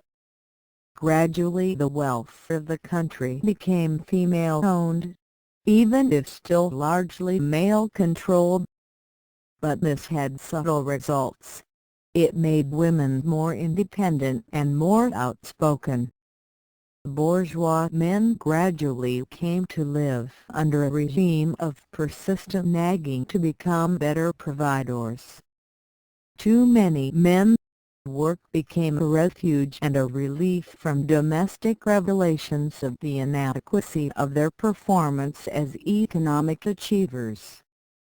This growth of overwork, of constant tension, of frustration of emotional life and of leisure began to make more and more men increasingly willing to accept death as the only method of achieving rest. Bourgeois men literally began to kill themselves by unconscious psychic suicide, from overwork, neurotic overindulgence in alcohol, smoking, work, and violent leisure, and the middle class slowly increased its proportion of materially endowed widows. One notable change in this whole process was a shift, over the past century, from the male-dominated family to a female-dominated family. The locality in which the young couple set up their home had an increasing tendency to be matrilocal rather than patrilocal. In increasing numbers of cases, where the young couple married before the groom's educational process was finished, they even lived with her family but very rarely with his family. Increasingly part of the burden of housework was shifted to the husband, washing dishes, buying groceries, even tending the children. In 1840 a child could cry at night and would invariably be tended by its mother, while the father slept peacefully on, totally unaware of what was going on. By 1960, if a child cried at night, the chances were as likely as not that the mother would hear nothing while the father took over the necessary activities. If these were questioned by anyone, the mother's retort was pointed: "I take care of baby all day. I don't see why he can't take care of it at night." Closely related to this confusion, or even reversal, of the social roles of the sexes was decreasing sexual differentiation in child-rearing practices. As recently as the 1920s, girl babies were reared differently from boys. They were dressed differently, treated differently, permitted to do different things, and admonished about different dangers. By 1960, children, regardless of sex, were all being brought up the same. Indeed, with short-cropped hair and play suits on both, it became impossible to be sure which was which. This led to a decrease in the personality differences of men and women, with males becoming more submissive and females more aggressive. This tendency was accelerated by new techniques of education, especially in the first 12 years of life. The neurological maturation of girls was faster than that of boys, especially in regard to coordination, such as in feeding oneself, talking, dressing oneself, toilet training, learning to read, and general adjustment to school. The shift from home to school in the early grades was adjusted to by girls more easily than by boys, partly because girls were more self-assured and gregarious. By the age of 10 or 12, girls were developed physically, neurologically, emotionally, and socially about 2 years in advance of boys. All this tended to make boys less self-assured, indecisive, weak, and dependent. The steady increase in the percentage of women teachers in the lower grades worked in the same direction, since women teachers favored girls and praised those attitudes and techniques that were more natural to girls. New methods, such as the whole word method of teaching reading or the use of true and false or multiple choice examinations, were also better adapted to female than to masculine talents. Less and less emphasis was placed on critical judgment, while more and more was placed on intuitive or subjective decisions. In this environment girls did better, and boys felt inferior or decided that school was a place for girls and not for boys. The growing aggressiveness of girls pushed these hesitant boys aside and intensified the problem. As consequences of this, boys had twice as many non-readers as girls, several times as many stutterers, and many times as many teenage bedwetters.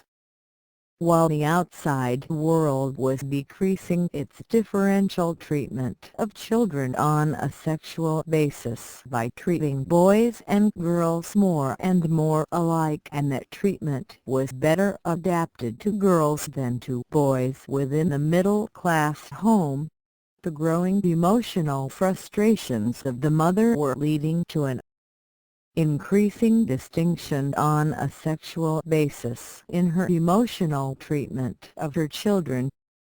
The earliest feeling of sensual reassurance and comfort any child experiences is against the body of its mother. To a boy baby this is a heterosexual relationship, while to the girl it is a relationship with the same sex. In most cases the little girl avoids any undesirable persistence of this homosexual tendency by shifting her admiration and attention to some available male, usually her father. Thus by the age of 6 or 8, a daughter has become daddy's girl, awaiting his return from work to communicate the news of the day, getting his slippers and newspaper, and hoping that he will read her a story or share her viewing of a favorite television program before she must go to bed. By the age of 12, in a normal girl, this interest in male creatures has begun to shift to some boy in her class at school. With a boy baby the transference is later and less gradual. The undesirable aspects of his love for his mother are avoided by the powerful social pressures of the incest taboo, but this merely means that the sexual element in his concern for the opposite sex is suppressed and is undeveloped. Thus there is a natural, we might almost say biological, tendency in our society for the sexual development of the boy to be delayed and for the girl to be free from this retarding influence. In the American middle-class family of today, these influences have been extraordinarily exaggerated. Because the middle-class marriage is based on social rather than personal attraction, the emotional relation of the wife to her husband is insecure, and the more her husband buries himself in his work, hobbies, or outside interests, the more insecure and unsatisfactory it becomes for his wife. Part of the wife's unused emotional energy begins to be expended in her love for her son. At the same time, because of the emotional insecurity in the mother's relationship with her husband, the daughter may come to be regarded as an emotional rival for the husband's affection. This resentment of the daughter is most likely to occur when there is some other cause of disturbance in the mother's psychology, especially if this cause is associated with her relationship to her own father. For example, as female domination becomes, generation by generation, the more distinctive feature of American family life, the daughter's shift of attention to her father becomes less complete, and, by adolescence, she tends to pity him rather than to admire him and may become relatively ambivalent in her feelings toward both her father and mother, sometimes hating the latter for dominating her father and despising his weakness in allowing it. In such a case, the whole development of which we speak is accelerated and intensified in the next generation, and the daughter's relatively ambivalent feelings toward her parents are repeated in her relatively ambivalent feelings toward her husband. This serves to intensify both her emotional smothering and overprotection of her son and her tendency toward emotional rejection of her daughter as a potential danger to the relatively precarious emotional relationship between husband and wife. As a consequence of this situation, the frustrated wife has a tendency to cling to her son by keeping him dependent and immature as long as possible and to seek to hasten the maturing of her daughter in order to edge her out of the family circle as soon as possible.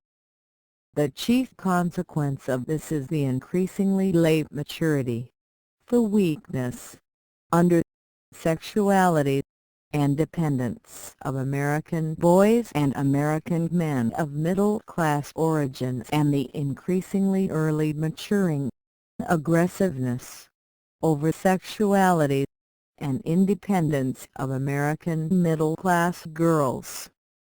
The mother's alienation of the daughter, which often reaches an acute condition of mutual hatred, may begin in childhood or even at birth, especially if the girl baby is beautiful, is not nursed by the mother, and is welcomed with excessive joy by the husband. It usually becomes acute when the daughter reaches puberty and may become very acute if the mother, about the same time, is approaching her menopause, which she often mistakenly feels will reduce her attraction as a woman to her husband. During this whole period, the mother's rejection of her daughter appears chiefly in her efforts to force her to grow up rapidly, and leads to premature exposure of the daughter to such modern monstrosities as preteen mixed parties, training bras, access to overly sophisticated movies, books, and conversations, and the practice of leaving daughters unchaperoned in the house with boy classmates, on the early high school or even junior high school level. Such experiences and the increasingly frequent clashes of temperament between mother and daughter lead a surprisingly large percentage of middle-class girls to move from the home before the age of 20. And whether she leaves or not, sexual and emotional maturity comes to the American middle-class girl earlier and earlier, not only in comparison with the middle-class boy but even in absolute terms. We are told, for example, that the onset of puberty among American girls, an event which can be dated exactly by the first menstrual period, has been occurring at an earlier age by about 9 months for each passing decade. As a result, this milestone is reached by American girls today up to 3 years earlier than with American girls of the early 20th century. Over the same period, the American middle-class boy has been moving in the opposite direction, although the physiological element cannot be documented. Indeed, it need not be. More significant is the changing relationship between the arrival of sexual awareness and of emotional readiness to accept sex. There can be no doubt that the American child today, especially in the middle-class family, becomes aware of sex much earlier than he did a generation or two ago, and long before he is emotionally ready to face the fact of his own sexuality. In the 19th century, three things came fairly close together in the 15 to 17 age bracket. 1. Sexual awareness. 2. Emotional readiness for sex. And 3. The ending of education and the opportunity to seek economic independence from parents. Today sexual awareness comes very early for all, perhaps around the age of 10. Emotional readiness to face the fact of one's own sexuality comes earlier and earlier for the girl today, but later and later for the boy, chiefly because the middle-class mother forces independence and recognition of the fact that she is a woman upon her daughter, but forces dependence and blindness to the fact that he is a man upon her son. And the date for the ending of education and seeking economic independence from parents gets somewhat later for girls but immensely later for men, a process that becomes increasingly extravagant. One result of this is that the much greater, sometimes indefinitely postponed delay for a boy of emotional readiness after sexual awareness leaves the boy emotionally desexed for so long that it affects his sexuality and emotional maturity adversely and to an increasingly advanced age. But the opposite is true for a girl, because of the shorter and increasing lag of her emotional readiness after her sexual awareness. Lolita, who is not as rare as the readers of that novel wanted to imagine, becomes increasingly frequent, and cannot be satisfied by boys of her own age. Consequently she seeks for many reasons, including financial resources and greater emotional maturity, her sex companions among older men. On the other hand, the position of the middle-class boy becomes even more complex and pitiful, since he not only must face the fluctuating chronology of these developments to a greater degree but must free himself from his emotional dependence on his mother with little help from anyone.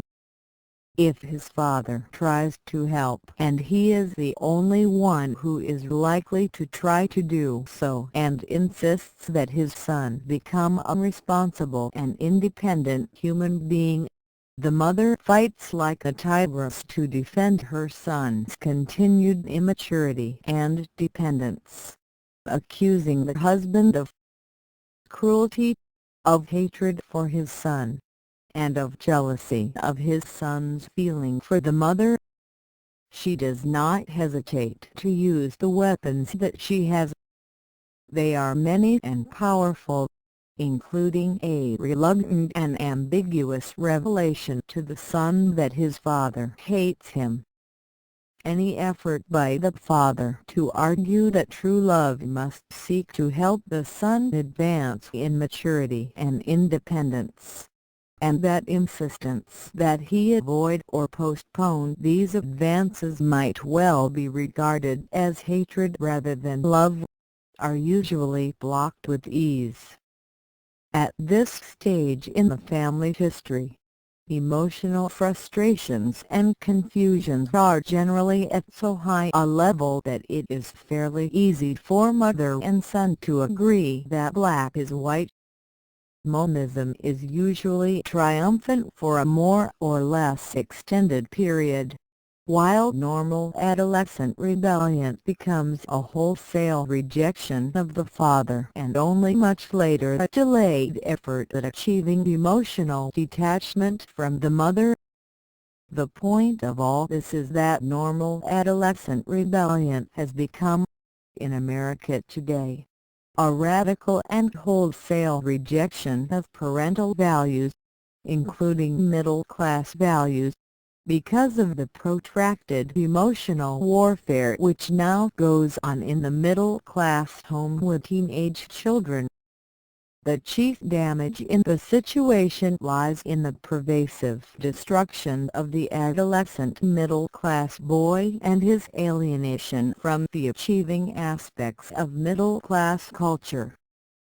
The middle-class girl, chiefly because she still tries to please her father, may continue to be a considerable success as an achiever, especially in academic life where her earlier successes make continuance of the process fairly easy. But the middle-class boy who rejects the achieving aspects of middle-class life often does so in academic matters that seem to him to be an alien and feminine world from the beginning. His rejection of this world and his unconscious yearning for academic failure arise from a series of emotional influences. 1. A desire to strike back at his father.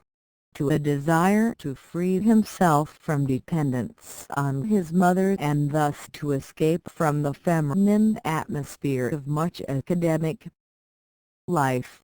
And 3. The desire to escape from the endless academic road, going to age 23 or later, which modern technical and social complexities require for access to positions leading to high middle-class success. The lengthening of the interval of time between sexual awareness and the ending of education, from about 2 years in the 1885 to at least 10 or 12 years in the 1960s, has set up such tensions and strains in the bourgeois American family that they threaten to destroy the family and are already in the process of destroying much of the middle-class outlook that was once so distinctive of the American way of life. From this has emerged an almost total breakdown of communication between teenagers and their parents' generation. Generally, the adolescents do not tell their parents their most acute problems. They do not appeal to parents or adults but to each other for help in facing such problems, except where emotionally starved girls appeal to men, teachers, and when any effort is made to talk across the gap between the generations. Words may pass but communication does not. Behind this protective barrier a new teen-age culture has grown up. Its chief characteristic is rejection of parental values and of middle-class culture.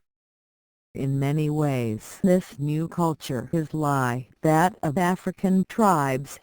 Its tastes in music and the dance, its emphasis on sex play, its increasingly scanty clothing, its emphasis on group solidarity, the high value it puts on interpersonal relations, especially talking and social drinking, its almost total rejection of future preference, and its constant efforts to free itself from the tyranny of time.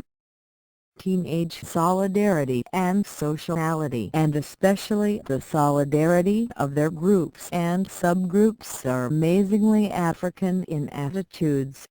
As they gather nightly, or at least on weekends, to drink cokes, talk intermittently in the midst of throbbing music, preferably in semi-darkness, with couples drifting off for sex play in the corners as a kind of social diversion, and a complete emancipation from time. Usually they have their own language, with vocabulary and constructions so strange that parents find them almost incomprehensible. This Africanization of American society is gradually spreading with the passing years to higher age levels in our culture and is having profound and damaging effects on the transfer of middle-class values to the rising generation. The myriad of symbolic acts, over the last 20 years, have served to demonstrate the solidarity of teen culture and its rejection of middle-class values. Many of these involve dress and dating customs, both major issues in the adolescent parental Cold War. In the days of Horatio Alger, the marks of youthful middle-class aspiration were such obvious symbols as well-polished shoes, the necktie and suit coat, the clean-shaved face and well-cut hair, and punctuality. For almost a generation now, teen culture has rejected the necktie and suit coat. Well-polished shoes gave way to dirty saddle shoes, and these in turn to loafers and thong sandals. Shaving became irregular, especially when schools were not in session. Haircuts were postponed endlessly, with much parental adolescent bickering. Fewer and fewer young people carried watches, even when they lived, as on a college campus, in fairly scheduled lives. Dating, as part of adolescent rebellion, became less and less formalized. The formal middle-class dance of a generation ago, arranged weeks ahead and with a dance program, became almost obsolete. Everything has to be totally casual or today's youth rejects it. By 1947 the dance program listing the dances in numbered order with the girl's partner for each written down was obsolete.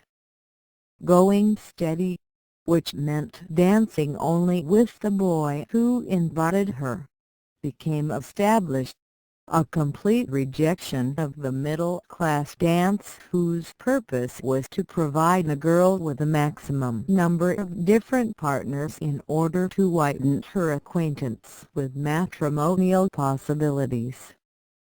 Going steady, like much of adolescent culture of the jive era, was derived from the gangster circles of South Chicago and was first introduced to middle-class knowledge through George Raft movies of the 1930s. It was satirized in a now-forgotten popular song of the 1920s called "I Want to Dance with the Guy What Brung Me." But by 1947 it was the way of life of much of adolescent America.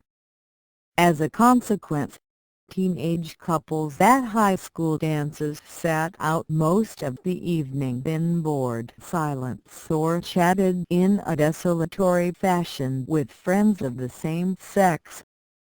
The jive language of the period also had a South Chicago origin and has been traced back, to a large extent, to a saloon run by a certain local oracle called Head early in the 20th century. Fortunately, going steady was only a brief, if drastic, challenge to parental attitudes, and was soon replaced by tribal gregariousness and tolerant sexual broad-mindedness, which might be called clique-going, since it involved social solidarity, sometimes sexual promiscuity within a small group, usually of 10 or less. This became, to their adults, the teenage gang, which still thrives, but never in a very formal way in middle-class circles as it does in lower-class ones. Two casualties of this process are sexual jealousy and sexual privacy, both of which have largely disappeared among many upper middle-class young people. In some groups, sex has become a purely physiological act, somewhat like eating or sleeping.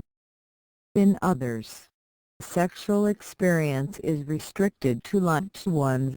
But since these youths love many persons or even love everyone, this is much less of a restriction than it might seem to a middle-class mind. Generally, a sharp distinction is made between loving someone which justifies sex and being in love with someone which justifies monogamous behavior. But there is widespread tolerance and endless discussion of all these issues. This discussion, like most of the adolescents' endless talk, never reaches any decisions but leaves the question open or decides that it all depends on how you look at it. As part of such discussions, there is complete casual frankness as to who has had or is having sexual experiences with whom.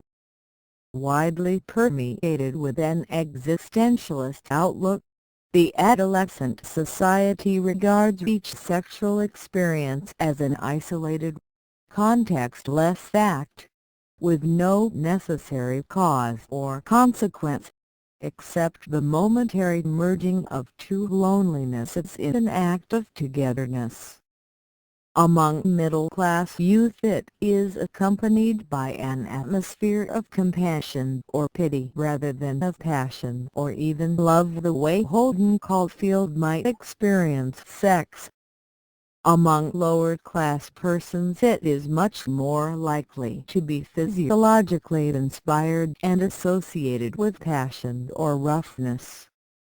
This often attracts middle-class girls who become dissatisfied with the weakness and under-sexuality of middle-class boys.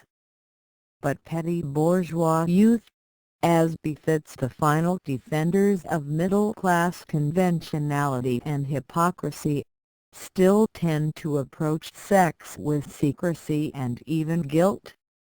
Because of the breakdown of communication between the generations of middle-class families, parents know little of this side of teenage culture, at least so far as their own children are concerned.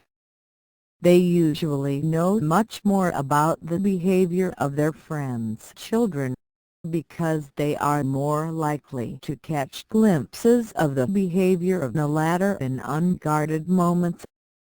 On the whole, middle-class parents today are surprisingly and secretly tolerant about the behavior of their daughters so long as they do not create a public scandal by getting into trouble. Mothers usually feel that their sons are too young and should wait for sexual experience, while fathers sometimes secretly think it might do their sons' maturity some good.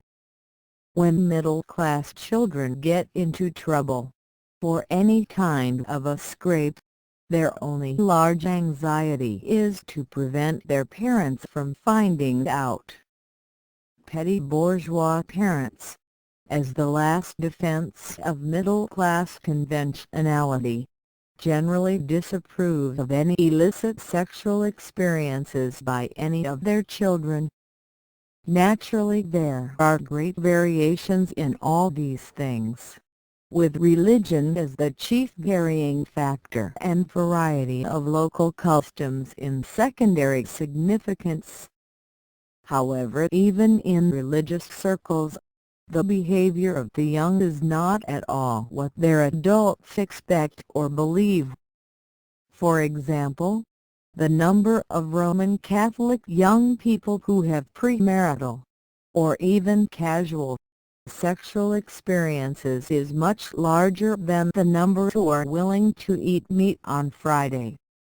One reason for the spreading of these relaxed ideas on behavior is the devastating honesty of the younger generation, especially about themselves. This seems to be based on their gregarious brutality. An earlier generation had its share of illicit actions of various kinds, but they kept these a secret and regarded each as an aberrant action that was psychologically excluded from their accepted social patterns and would not, therefore, be repeated. This view continued, no matter how often it was repeated.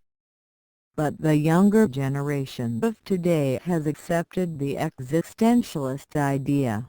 I am what I do. The adolescent tells his group what he did, and they usually agree that this is the way he is, however surprising it is. Their whole attitude is pragmatic, almost experimental. This is what happened. This is the way things are. This is the way I am. They are engaged in a search for themselves as individuals, something they were called upon to do in the early grades of school, thanks to the misconceptions of John Dewey, and they are quite alien to any theory that the self is a creature of trained patterns and is not the creature of discovered secrets.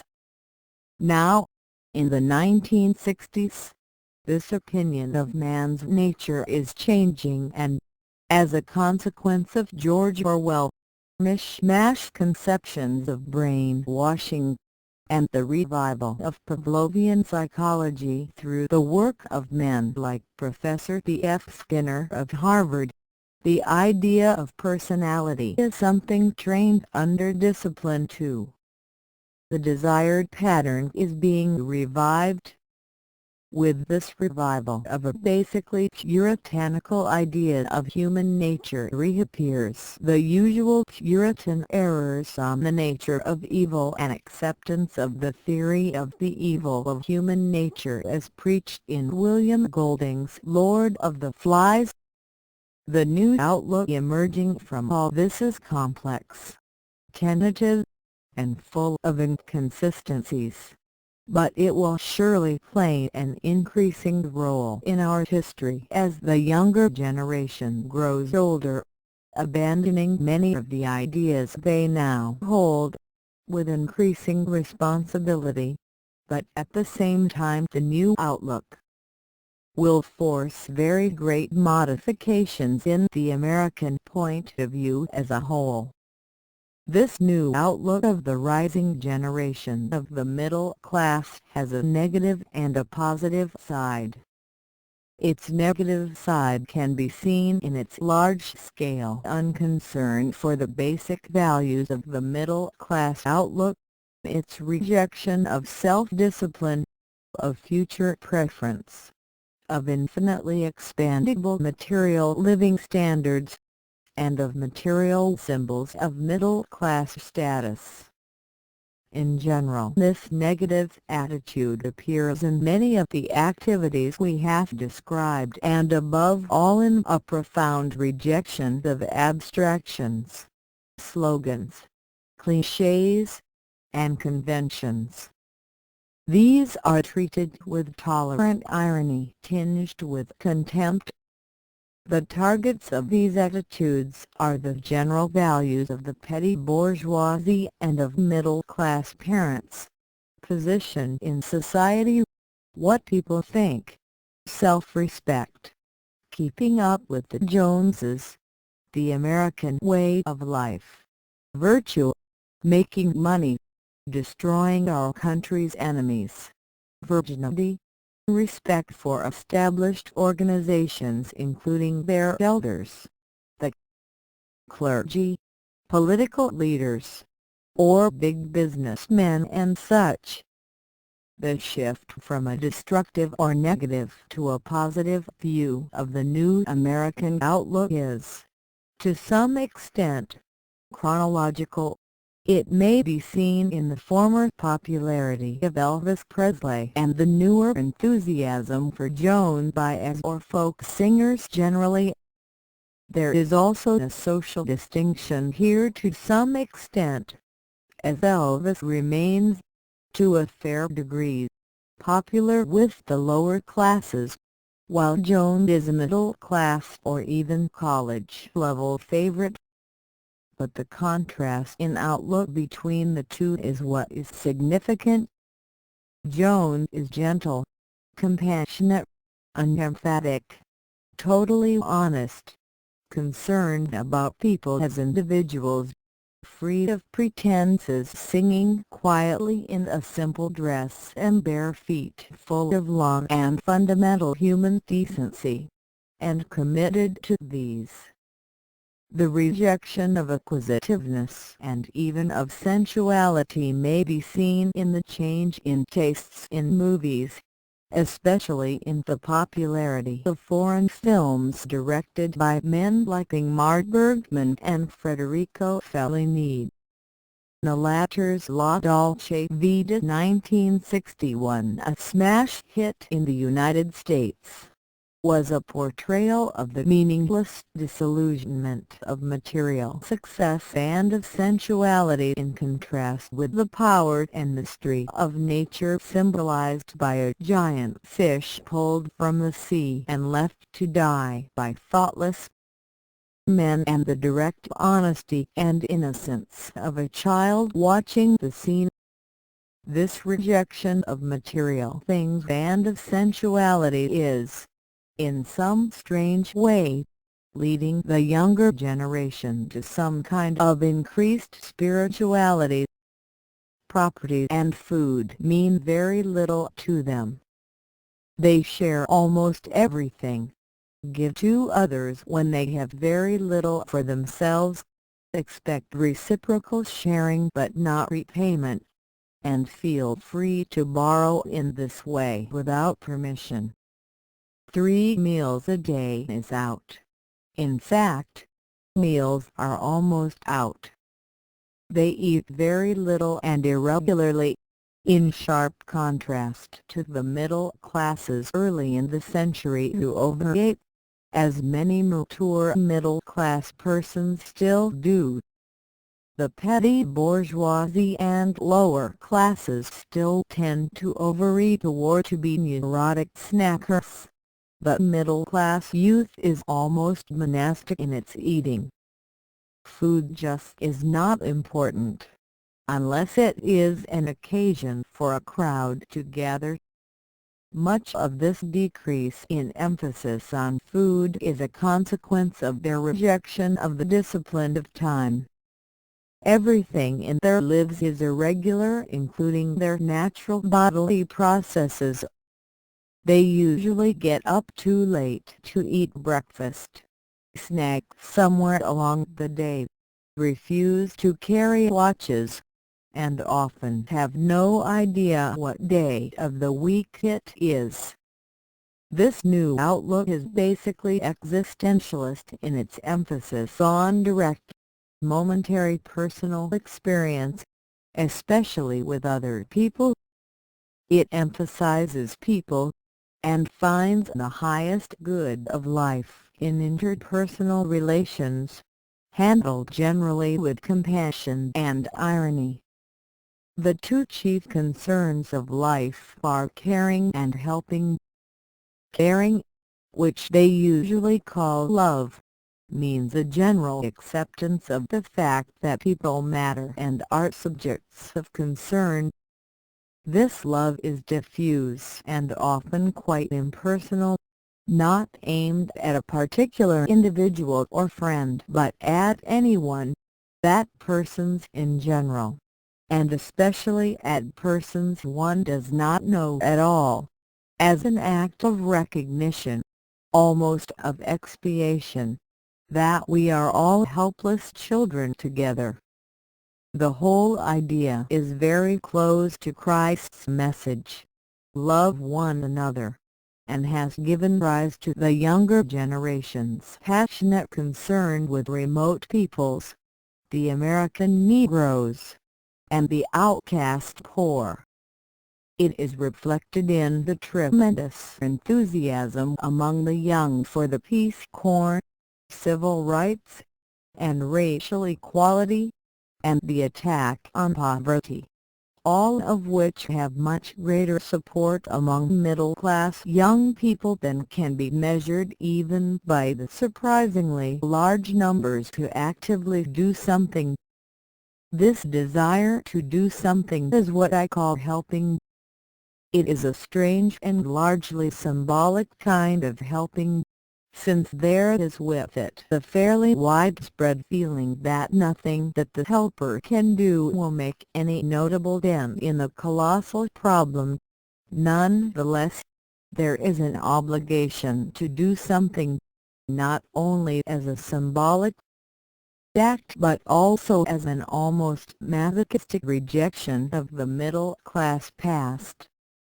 The younger generation who support the Peace Corps, the attack on poverty, and the drive for Negro rights have an almost irresistible compulsion to do these things as a demonstration of their rejection of their parents' value system, and as some restitution for the adults' neglect of these urgent problems. But the real motivation behind the urge to help is closely related with the urge to care. It consists simply of a desire to show another human being that he is not alone. There is little concern for human perfectibility or social progress such as accompanied middle-class humanitarianism in the 19th century. Both of these urges are existentialist. They give rise to isolated acts that have no significant context. Thus an act of loving or helping has no sequence of causes leading up to it or of consequences flowing from it. It stands alone as an isolated experience of togetherness and of brief human sharing. This failure or lack of context for each experience means the failure or lack of meaning.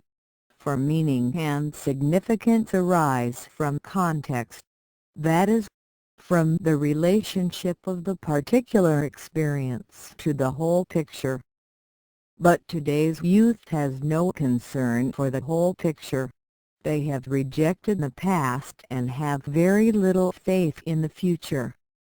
Their rejection of intellect and their lack of faith in human reason gives them no hope that any meaning can be found for any experience.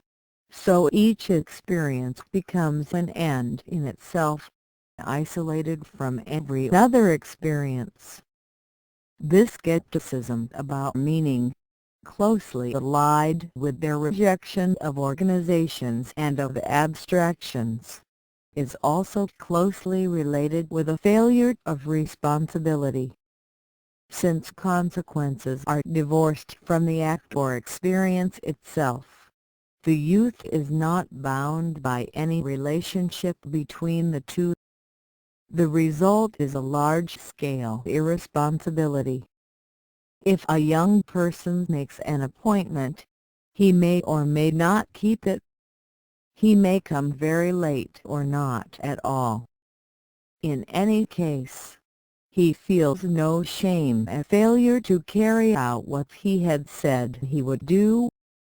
In fact, the young people of today constantly speak of what they are going to do after lunch, tonight, tomorrow, next week, but they rarely do what they say. To them it was always very tentative, a hope rather than a statement, and binding on no one. If the young fail to do what they say, they are neither embarrassed nor apologetic, and hardly think it necessary to explain or even mention it. Their basic position is that everyone concerned had the same freedom to come or not, and if you showed up while they did not, This does not give you any right to complain because you also had the same right to stay away as they had. The other great weakness of the younger generation is their lack of self-discipline. They are as episodic in their interests and ambitions as they are in their actions. They can almost kill themselves with overwork for something that catches their fancy, usually something associated with their group or with caring and helping, but in general they have little tenacity of application or self-discipline in action. They lack imagination also, an almost inevitable consequence of an outlook that concentrates on experiences without context. Their experiences are necessarily limited and personal and are never fitted into a larger picture or linked with the past or the future. As a result, they find it almost impossible to picture anything different from what it is, or even to see what it is from any long-range perspective. This means that their outlooks, in spite of their wide exposure to different situations through the mass media or by personal travel, are very narrow. They lack the desire to obtain experience vicariously from reading, and the vicarious experiences that they get from talk usually with their fellows are rarely much different from their own experiences. As a result, their lives, while erratic, are strangely dull and homogeneous. Even their sexual experiences are routine, and any efforts to escape this by experimenting with homosexuality, alcohol, drugs, extraracial partners, or other unnecessary fringe accessories generally leave it dull and routine. Efforts by middle-class parents to prevent their children from developing along these non-middle-class lines are generally futile. An effort to use parental discipline to enforce conformity to middle-class values or behavior means that the child will quote all the many cases in the neighborhood where the children are not being disciplined. He is encouraged in his resistance to parental discipline by its large-scale failure all around him. Moreover, if his parents insist on conformity, he has an invincible weapon to use against them: academic failure. This weapon is used by boys rather than by girls, partly because it is a weapon for the weak, and involves doing nothing rather than doing something, but also because the school seems to most middle-class boys an alien place and an essential element in their general adolescent feeling of homelessness. Girls who are pressured by their parents to conform resist bisexual delinquencies more often than boys, and in extreme cases get pregnant or have sexual experiences with Negro boys. From this whole context of adolescent resistance to parental pressures to conform to middle-class behavior flows a major portion of middle-class adolescent delinquency, which is quite distinct in its origin from the delinquency of the lowest, outcast class in the slums. It involves all kinds of activities from earliest efforts to smoke or drink, through speeding, car stealing, and vandalism of property, to major crimes and perversions.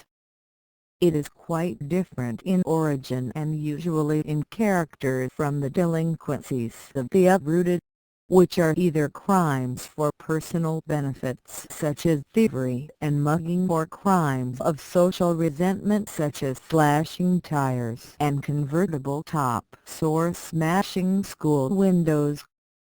Some activities, of course, such as automobile stealing, appear among both. These remarks, it must be emphasized, apply to the middle class, and are not intended to apply to the other classes in American society. The aristocrats, for example, have considerable success in passing along their outlook to their children, partly because it is presented as a class or family attitude, and not as a parental or personal attitude, partly because their friends and close associates are also aristocrats or semi-aristocrats, and rejection of their point of view tends to leave an aristocratic adolescent much more personally isolated than rejection of his parents' view leaves the middle-class adolescent. Indeed, the latter finds group togetherness only if he does reject his parents, partly because there is much more segregation of the sexes among aristocrats than in the middle class, but chiefly because the aristocrats use a separate school system, including disciplined boarding schools. The use of the latter, the key to the long persistence of the aristocratic tradition in England, makes it possible for outsiders to discipline adolescents without disrupting the family. Among the middle class, effort to discipline adolescents is largely in the hands of parents, but the effort to do so tends to disrupt the family by setting husband against wife and children against parents. As a result, discipline is usually held back to retain at least the semblance of family solidarity as viewed from the outside world, which is what really counts with middle-class people.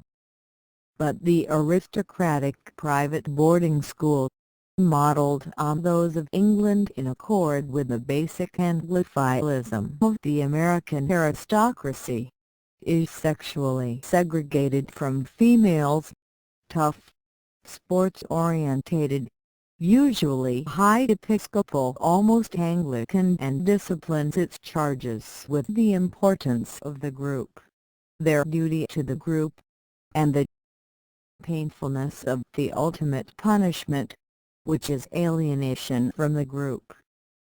As a consequence of this, any resentment the aristocratic adolescent may have is aimed at his masters, not at his home and parents, and home comes to represent a relatively desirable place to which he is admitted occasionally as a reward for long weeks on the firing line at school.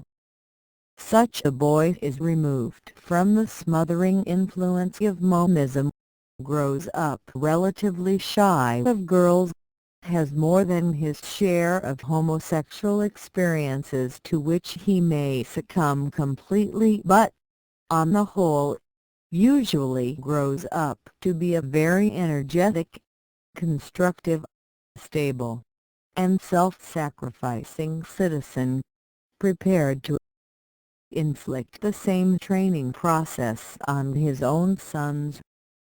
Unfortunately for the aristocrat who wishes to expose his son to the same training process as that which molded his own outlook, he finds this a difficult thing to do because the organizations that help form him outside the family, the Episcopal Church or its local equivalent, the boarding school, the Ivy League university, and the once sheltered summer resort have all changed and are being invaded by a large number of non-aristocratic intruders who change the atmosphere of the whole place.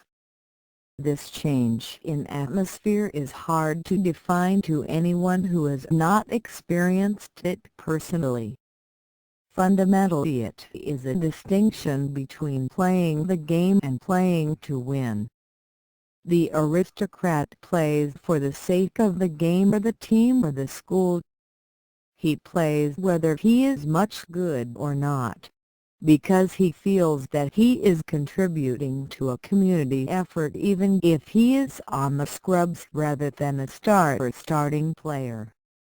The newer recruits to former aristocratic educational institutions play for more personal reasons, with much greater intensity, even fanaticism, and play to excel and to distinguish themselves from others. One reason for the accessibility of formerly aristocratic organizations to people of non-aristocratic origin has already been noted, but probably was discounted by the reader. That is my statement that the American establishment, which is so aristocratic and Anglophile in its foundation, came to accept the liberal ideology, the Episcopal Church, exclusive boarding schools, and Ivy League universities like Eton and Oxford decided that they must open their door to the more able of the non-aristocratic classes. Accordingly, they established scholarships, recruited for these in lower schools they had never thought of before, and made efforts to have their admission requirements and examinations fit the past experiences of non-aristocratic applicants. By the end of the 1920s, Phillips Exeter Academy was welcoming on scholarships the sons of laboring immigrants with polysyllabic names, and by the 1950s Episcopal clergymen were making calls on likely-looking Negro families. As a consequence of this, the sons of aristocrats found themselves being squeezed out of the formative institutions that had previously trained their fathers and, at the same time, discovered that these institutions were themselves changing their character and becoming dominated by petty bourgeois rather than by aristocratic values. That was the alumni reunions of June 1964.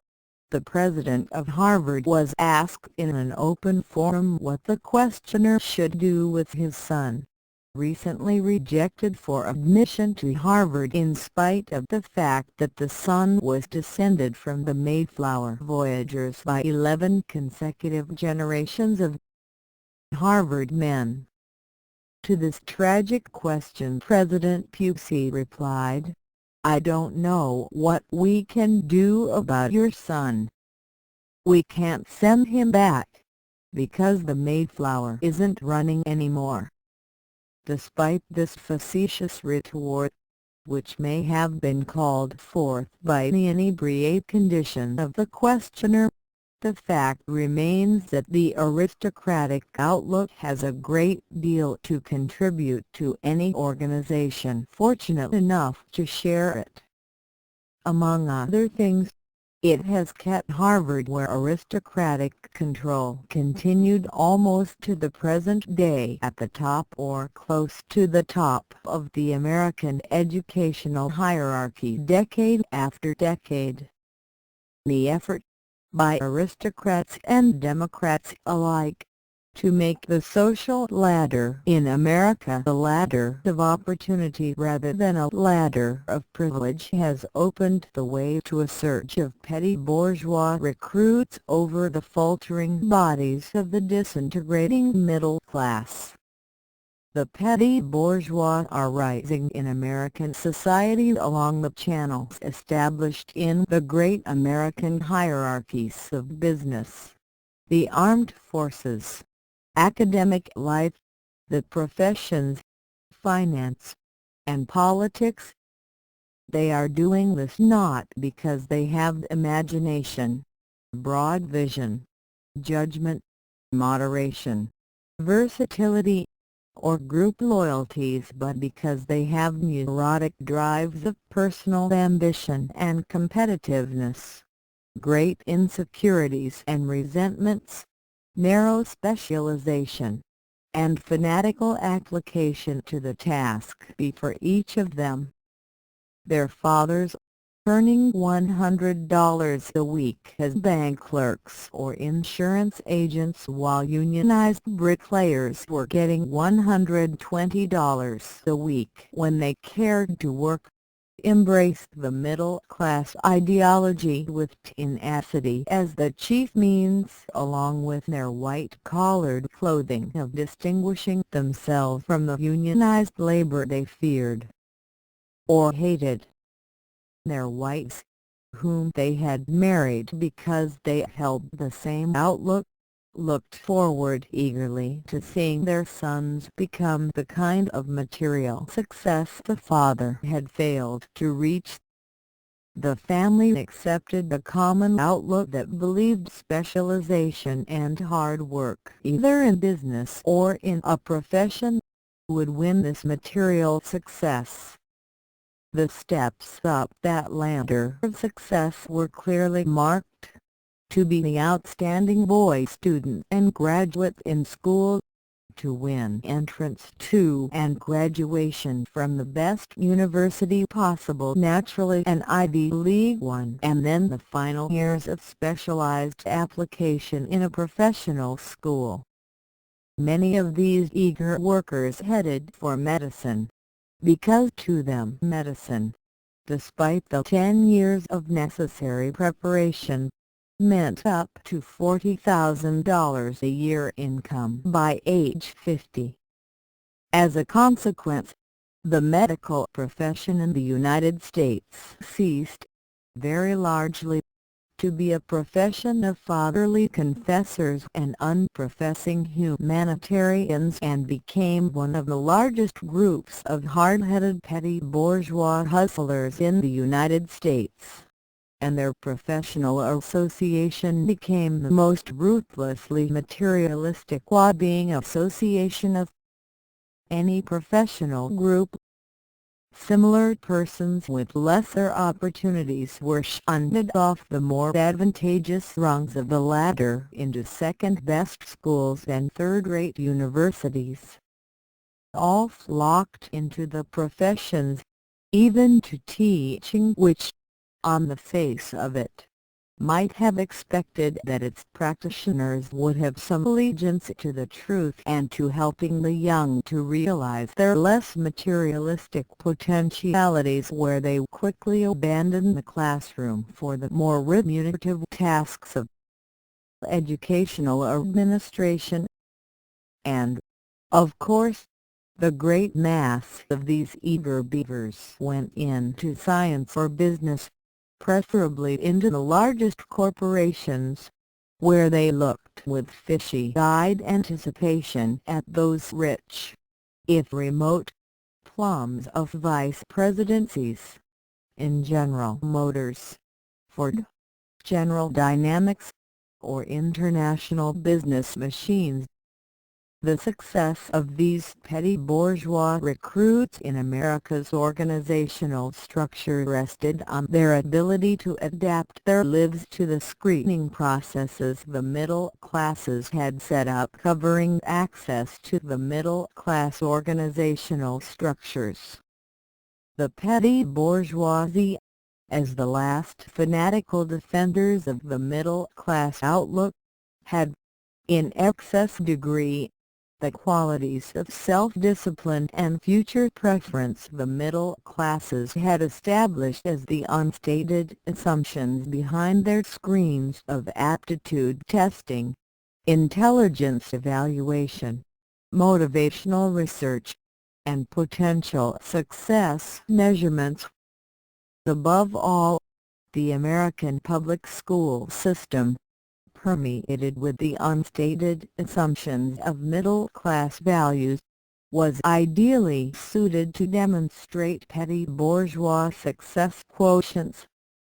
These successive barriers in the middle-class screening process were almost insurmountable to the working class, and the outcast became very difficult to the new generation of middle-class children, who rejected their parents' value system, but were ideally adapted to the petty bourgeois anxiety neuroses. By 1960, However, big business, government civil service, and the Ivy League universities were becoming disillusioned with these petty bourgeois recruits. The difficulty was that these new recruits were rigid, unimaginative, narrow and, above all, illiberal at a time when liberalism in the sense of reaching tentative and approximate decisions through flexible community interaction was coming to be regarded as the proper approach to large organization problems. In his farewell report, the chairman of Harvard's admissions committee, Wilbur Bender, summed up the problem this way: the student who ranks first in his class may be genuinely brilliant, or he may be a compulsive worker or the instrument of domineering parents' ambitions, or a conformist or a self-centered careerist who has shrewdly calculated his teachers' prejudices and expectations and discovered how to regurgitate efficiently what they want. Or he may have focused narrowly on grade-getting as compensation for his inadequacies in other areas, because he lacks other interests or talents, or lacks passion and warmth for normal healthy instincts, or is afraid of life. The top high school student is often, frankly, the pretty dull and bloodless, or peculiar fellow. The adolescent with wide-ranging curiosity and stubborn independence, with a vivid imagination and desire to explore fascinating bypaths, to follow his own interests, to contemplate, to read the unrequired books, the boy filled with sheer love of life and exuberance, may well seem to his teachers troublesome, undisciplined, a rebel, may not conform to their stereotype, and may not get the top grades and the highest rank in class.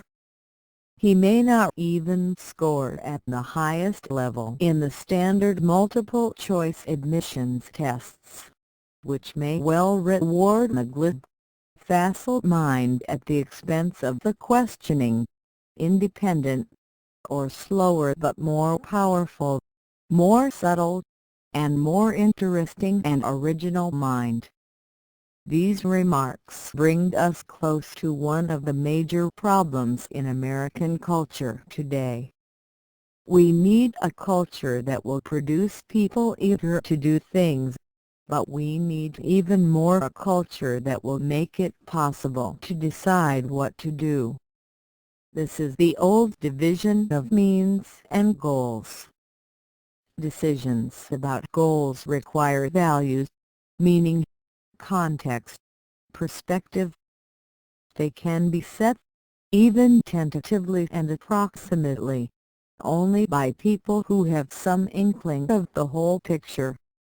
The middle-class culture of our past ignored the whole picture and destroyed our ability to see it by its emphasis on specialization. Just as mass production came to be based on specialization, so human preparation for making decisions about goals also became based on specialization. The free elective system in higher education was associated with choice of a major field of specialization, and all the talk about liberal arts, outside electives, general education, or required distribution were largely futile. They were futile because no general view of the whole picture could be made simply by attaching together a number of specialist views of narrow fields, for the simple reason that each specialist field looks entirely different, presenting different problems and requiring different techniques, when it is placed in the general picture. This simple fact still has not been realized in those circles that talk most about broadening outlooks. This was clearly shown in the influential Harvard Report on General Education 1945. As one reviewer of this document said, "It cost $40,000 to produce, and a better answer could have been found by buying one of the books of Sir Richard Livingstone for $2.75. This remark is equally mistaken on the opposite side, a fact that shows that the solution can be found only by all parties freeing themselves from their preconceptions by getting as familiar as possible with the diverse special areas in a skeptical way. Means are almost as difficult as ends.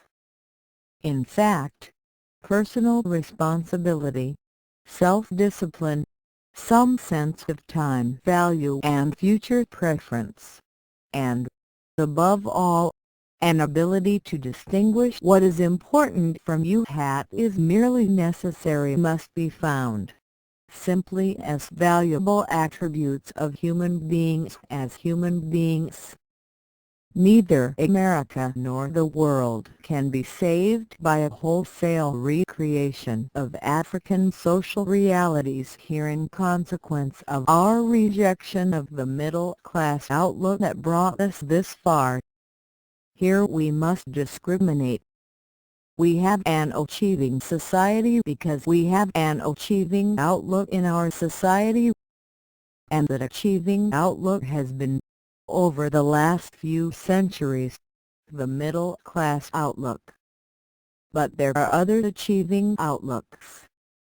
An achieving society could be constructed on the aristocratic outlook, on the scientific outlook, pursuit of truth on a religious basis, and probably on a large number of other outlooks. There is no need to go back to the middle-class outlook, which really killed itself by successfully achieving what it set out to do. But parts of it we need, and above all we need an achieving outlook.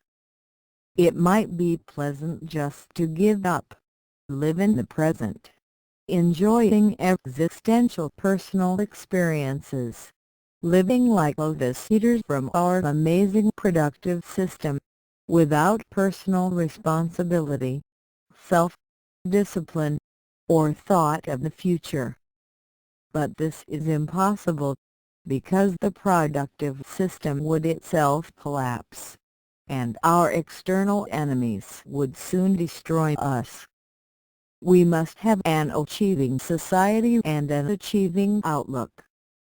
These will inevitably contain parts of the middle-class outlook, but these parts will unquestionably be fitted together to serve quite different purposes. Future preference and self-discipline were originally necessary in our society so that people would restrict consumption and accumulate savings that could be spent to provide investment in capital equipment. Now we no longer need these qualities for this purpose, since flows of income in our economy provide these on an institutional basis. But we still need these qualities so that young people will be willing to undergo the years of hard work and training that will prepare them to work in our complex technological society. We must get away from the older craft materialism and egocentric selfish individualism, and pick up some of the younger generation's concern for the community and their fellow men. The unconventionality of this younger group may make them more able to provide the new outlook and innovation every society requires, but they cannot do this if they lack imagination or perspective. Above all, we must bring meaning back into human experience. This, like establishing an achieving outlook, can be done by going backward in our Western tradition to the period before we had any bourgeois outlook. for our society had both meaning and purpose long before it had any middle class. Indeed, these are intrinsic elements in our society. In fact, the middle-class outlook obtained its meaning and purpose from the society where it grew up. It did not give meaning and purpose to the society, and capitalism, along with the middle-class outlook, became meaningless and purposeless when it so absorbed men's time and energies that men lost touch with the meaning and purpose of the society in which capitalism was a brief and partial aspect. But as a consequence of the influence of capitalism and of the middle classes, the tradition was broken, and the link between the meaning and purpose of our society as it was before the middle-class revolution is no longer connected with the search for meaning and purpose by the new post-middle class generation. This can be seen even in those groups like the Christian clergy who insisted that they were still clinging to the basic Christian tradition of our society.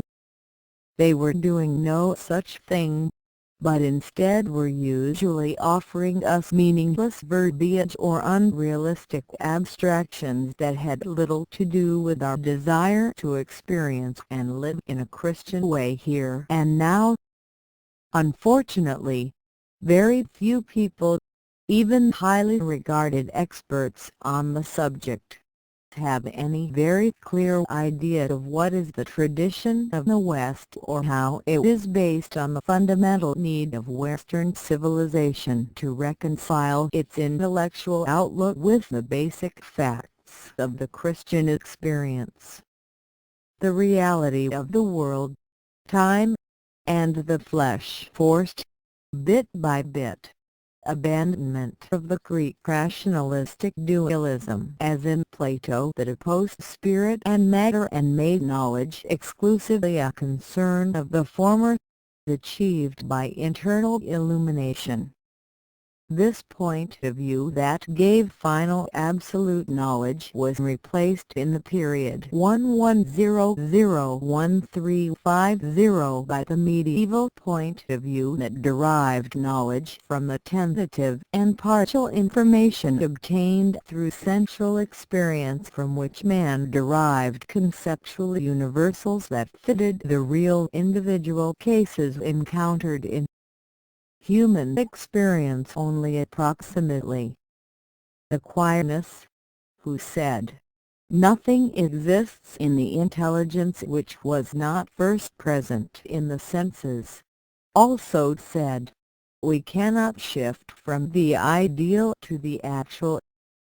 On this epistemological basis was established the root foundations of both modern science and modern liberalism, with a very considerable boost both from the Franciscan nominalists of the century following Aquinas. The classical world had constantly fallen into intellectual error because it never solved the epistemological problem of the relationship between the theories and concepts in men's minds and the individual objects of sensual experience. The medieval period made a detailed examination of this problem, but its answer was ignored when post-Renaissance thinkers broke the tradition in philosophy because they felt it necessary to break the tradition in religion. From Descartes onward, this epistemological problem was ignored or considered in a childish way, as if the medieval thinkers had never examined it. Today it remains as the great philosophic problem of our age. Irrational activism, semanticism, and existentialism flourish because the present century has no answer to the epistemological problem. In fact, most contemporary thinkers do not even recognize that there is a problem. But Bergson's rejection of intelligence and his advocacy of intuition was based, like the irrational activism whence it sprang, on recognition of the fact that the space-time continuum in which man generally operates is non-rational. The whole existential movement was based on the same idea. Semanticism tried to solve the problem, in a similar fashion, by bringing the infinitely varied and dynamic quality of actuality into the human mind by insisting that the meaning of each word must follow the dynamics of the world by changing every time it is used. All these movements tried to reject logic and rationality from the human thinking process because they are not found in space-time actuality. But the tradition of the West, as clearly established in the Christian religion and in medieval philosophy, was that man must use rationality to the degree it is possible in handling the universe whose ultimate nature is well beyond man's present rational capability to grasp. This is the conclusion that the success of the West in World War II forces the West and the world to recognize once again. And in recognizing it, we must return to the tradition, so carelessly discarded in the 15th century, which had shown the relationship between thought and action. Alfred Korzybski argued in Science and Sanity that mental health depended on successful action and that successful action depended on an adequate relationship between the irrational nature of the objective world and the vision of the world that the actor has subjectively in his head. Korzybski's solution, like most other thinkers over the last two generations, has been to bring the irrationality of the world into man's thinking processes. This solution of the problem is now bankrupt, totally destroyed at Hiroshima and Berlin in 1945. The alternative solution lies in the tradition of the West. It must be found, and the link with our past must be restored so that the tradition may resume the process of growth that was interrupted so long ago. Korzybski, Bergson, and the rest of them are quite correct. Most of man's experience takes place in an irrational actuality of space-time. But we now know that man must deal with his experience through subjective processes that are both rational and logical, using rules of thought explicitly understood by all concerned, and the necessary adjustments between the conclusions reached by thought and the confused irrationalities of experience must be made in the process of shifting from thought to action, and not in the thinking process itself. Only thus will the West achieve successful thought, successful action, and the sanity that is the link between these two. As a result of this rupture of tradition, the thinkers of today are fumbling in an effort to find a meaning that will satisfy them. This is as true of the contemporary babbling philosophers as it is of the younger generation who fumblingly try to express Christ's message of love and help without any apparent realization that Christ's message is available in writing and that generations of thinkers debated its implications centuries ago. The meaning the present generation is seeking can be found in our own past. Part of it, concerned with loving and helping, can be found in Christ by going back to the age before his message was overwhelmed in ritualism and bureaucracy. Part of it can be found in the basic philosophic outlook of the West as seen in medieval philosophy and the scientific method that grew out of it. The problem of meaning today is the problem of how the diverse and superficially self-contradictory experiences of men can be put into a consistent picture that will provide contemporary man with a convincing basis from which to live and to act. This can be achieved only by a hierarchy that distinguishes what is necessary from what is important, as the medieval outlook did. But any modern explanation based on hierarchy must accept dynamicism as an all-pervasive element in the system, as the medieval hierarchy so signally failed to do.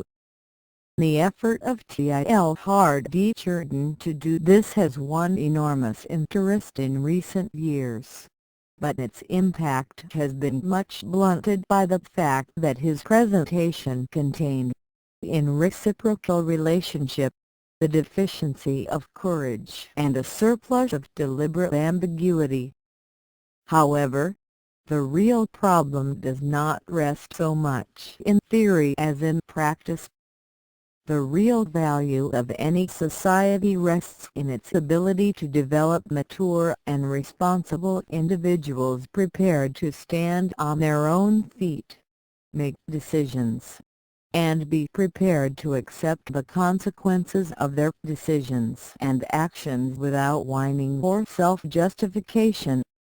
This was the ideal that the Christian tradition established long ago, and in consequence of its existence, our Western society, whatever its deficiencies, has done better than any other society that has ever existed.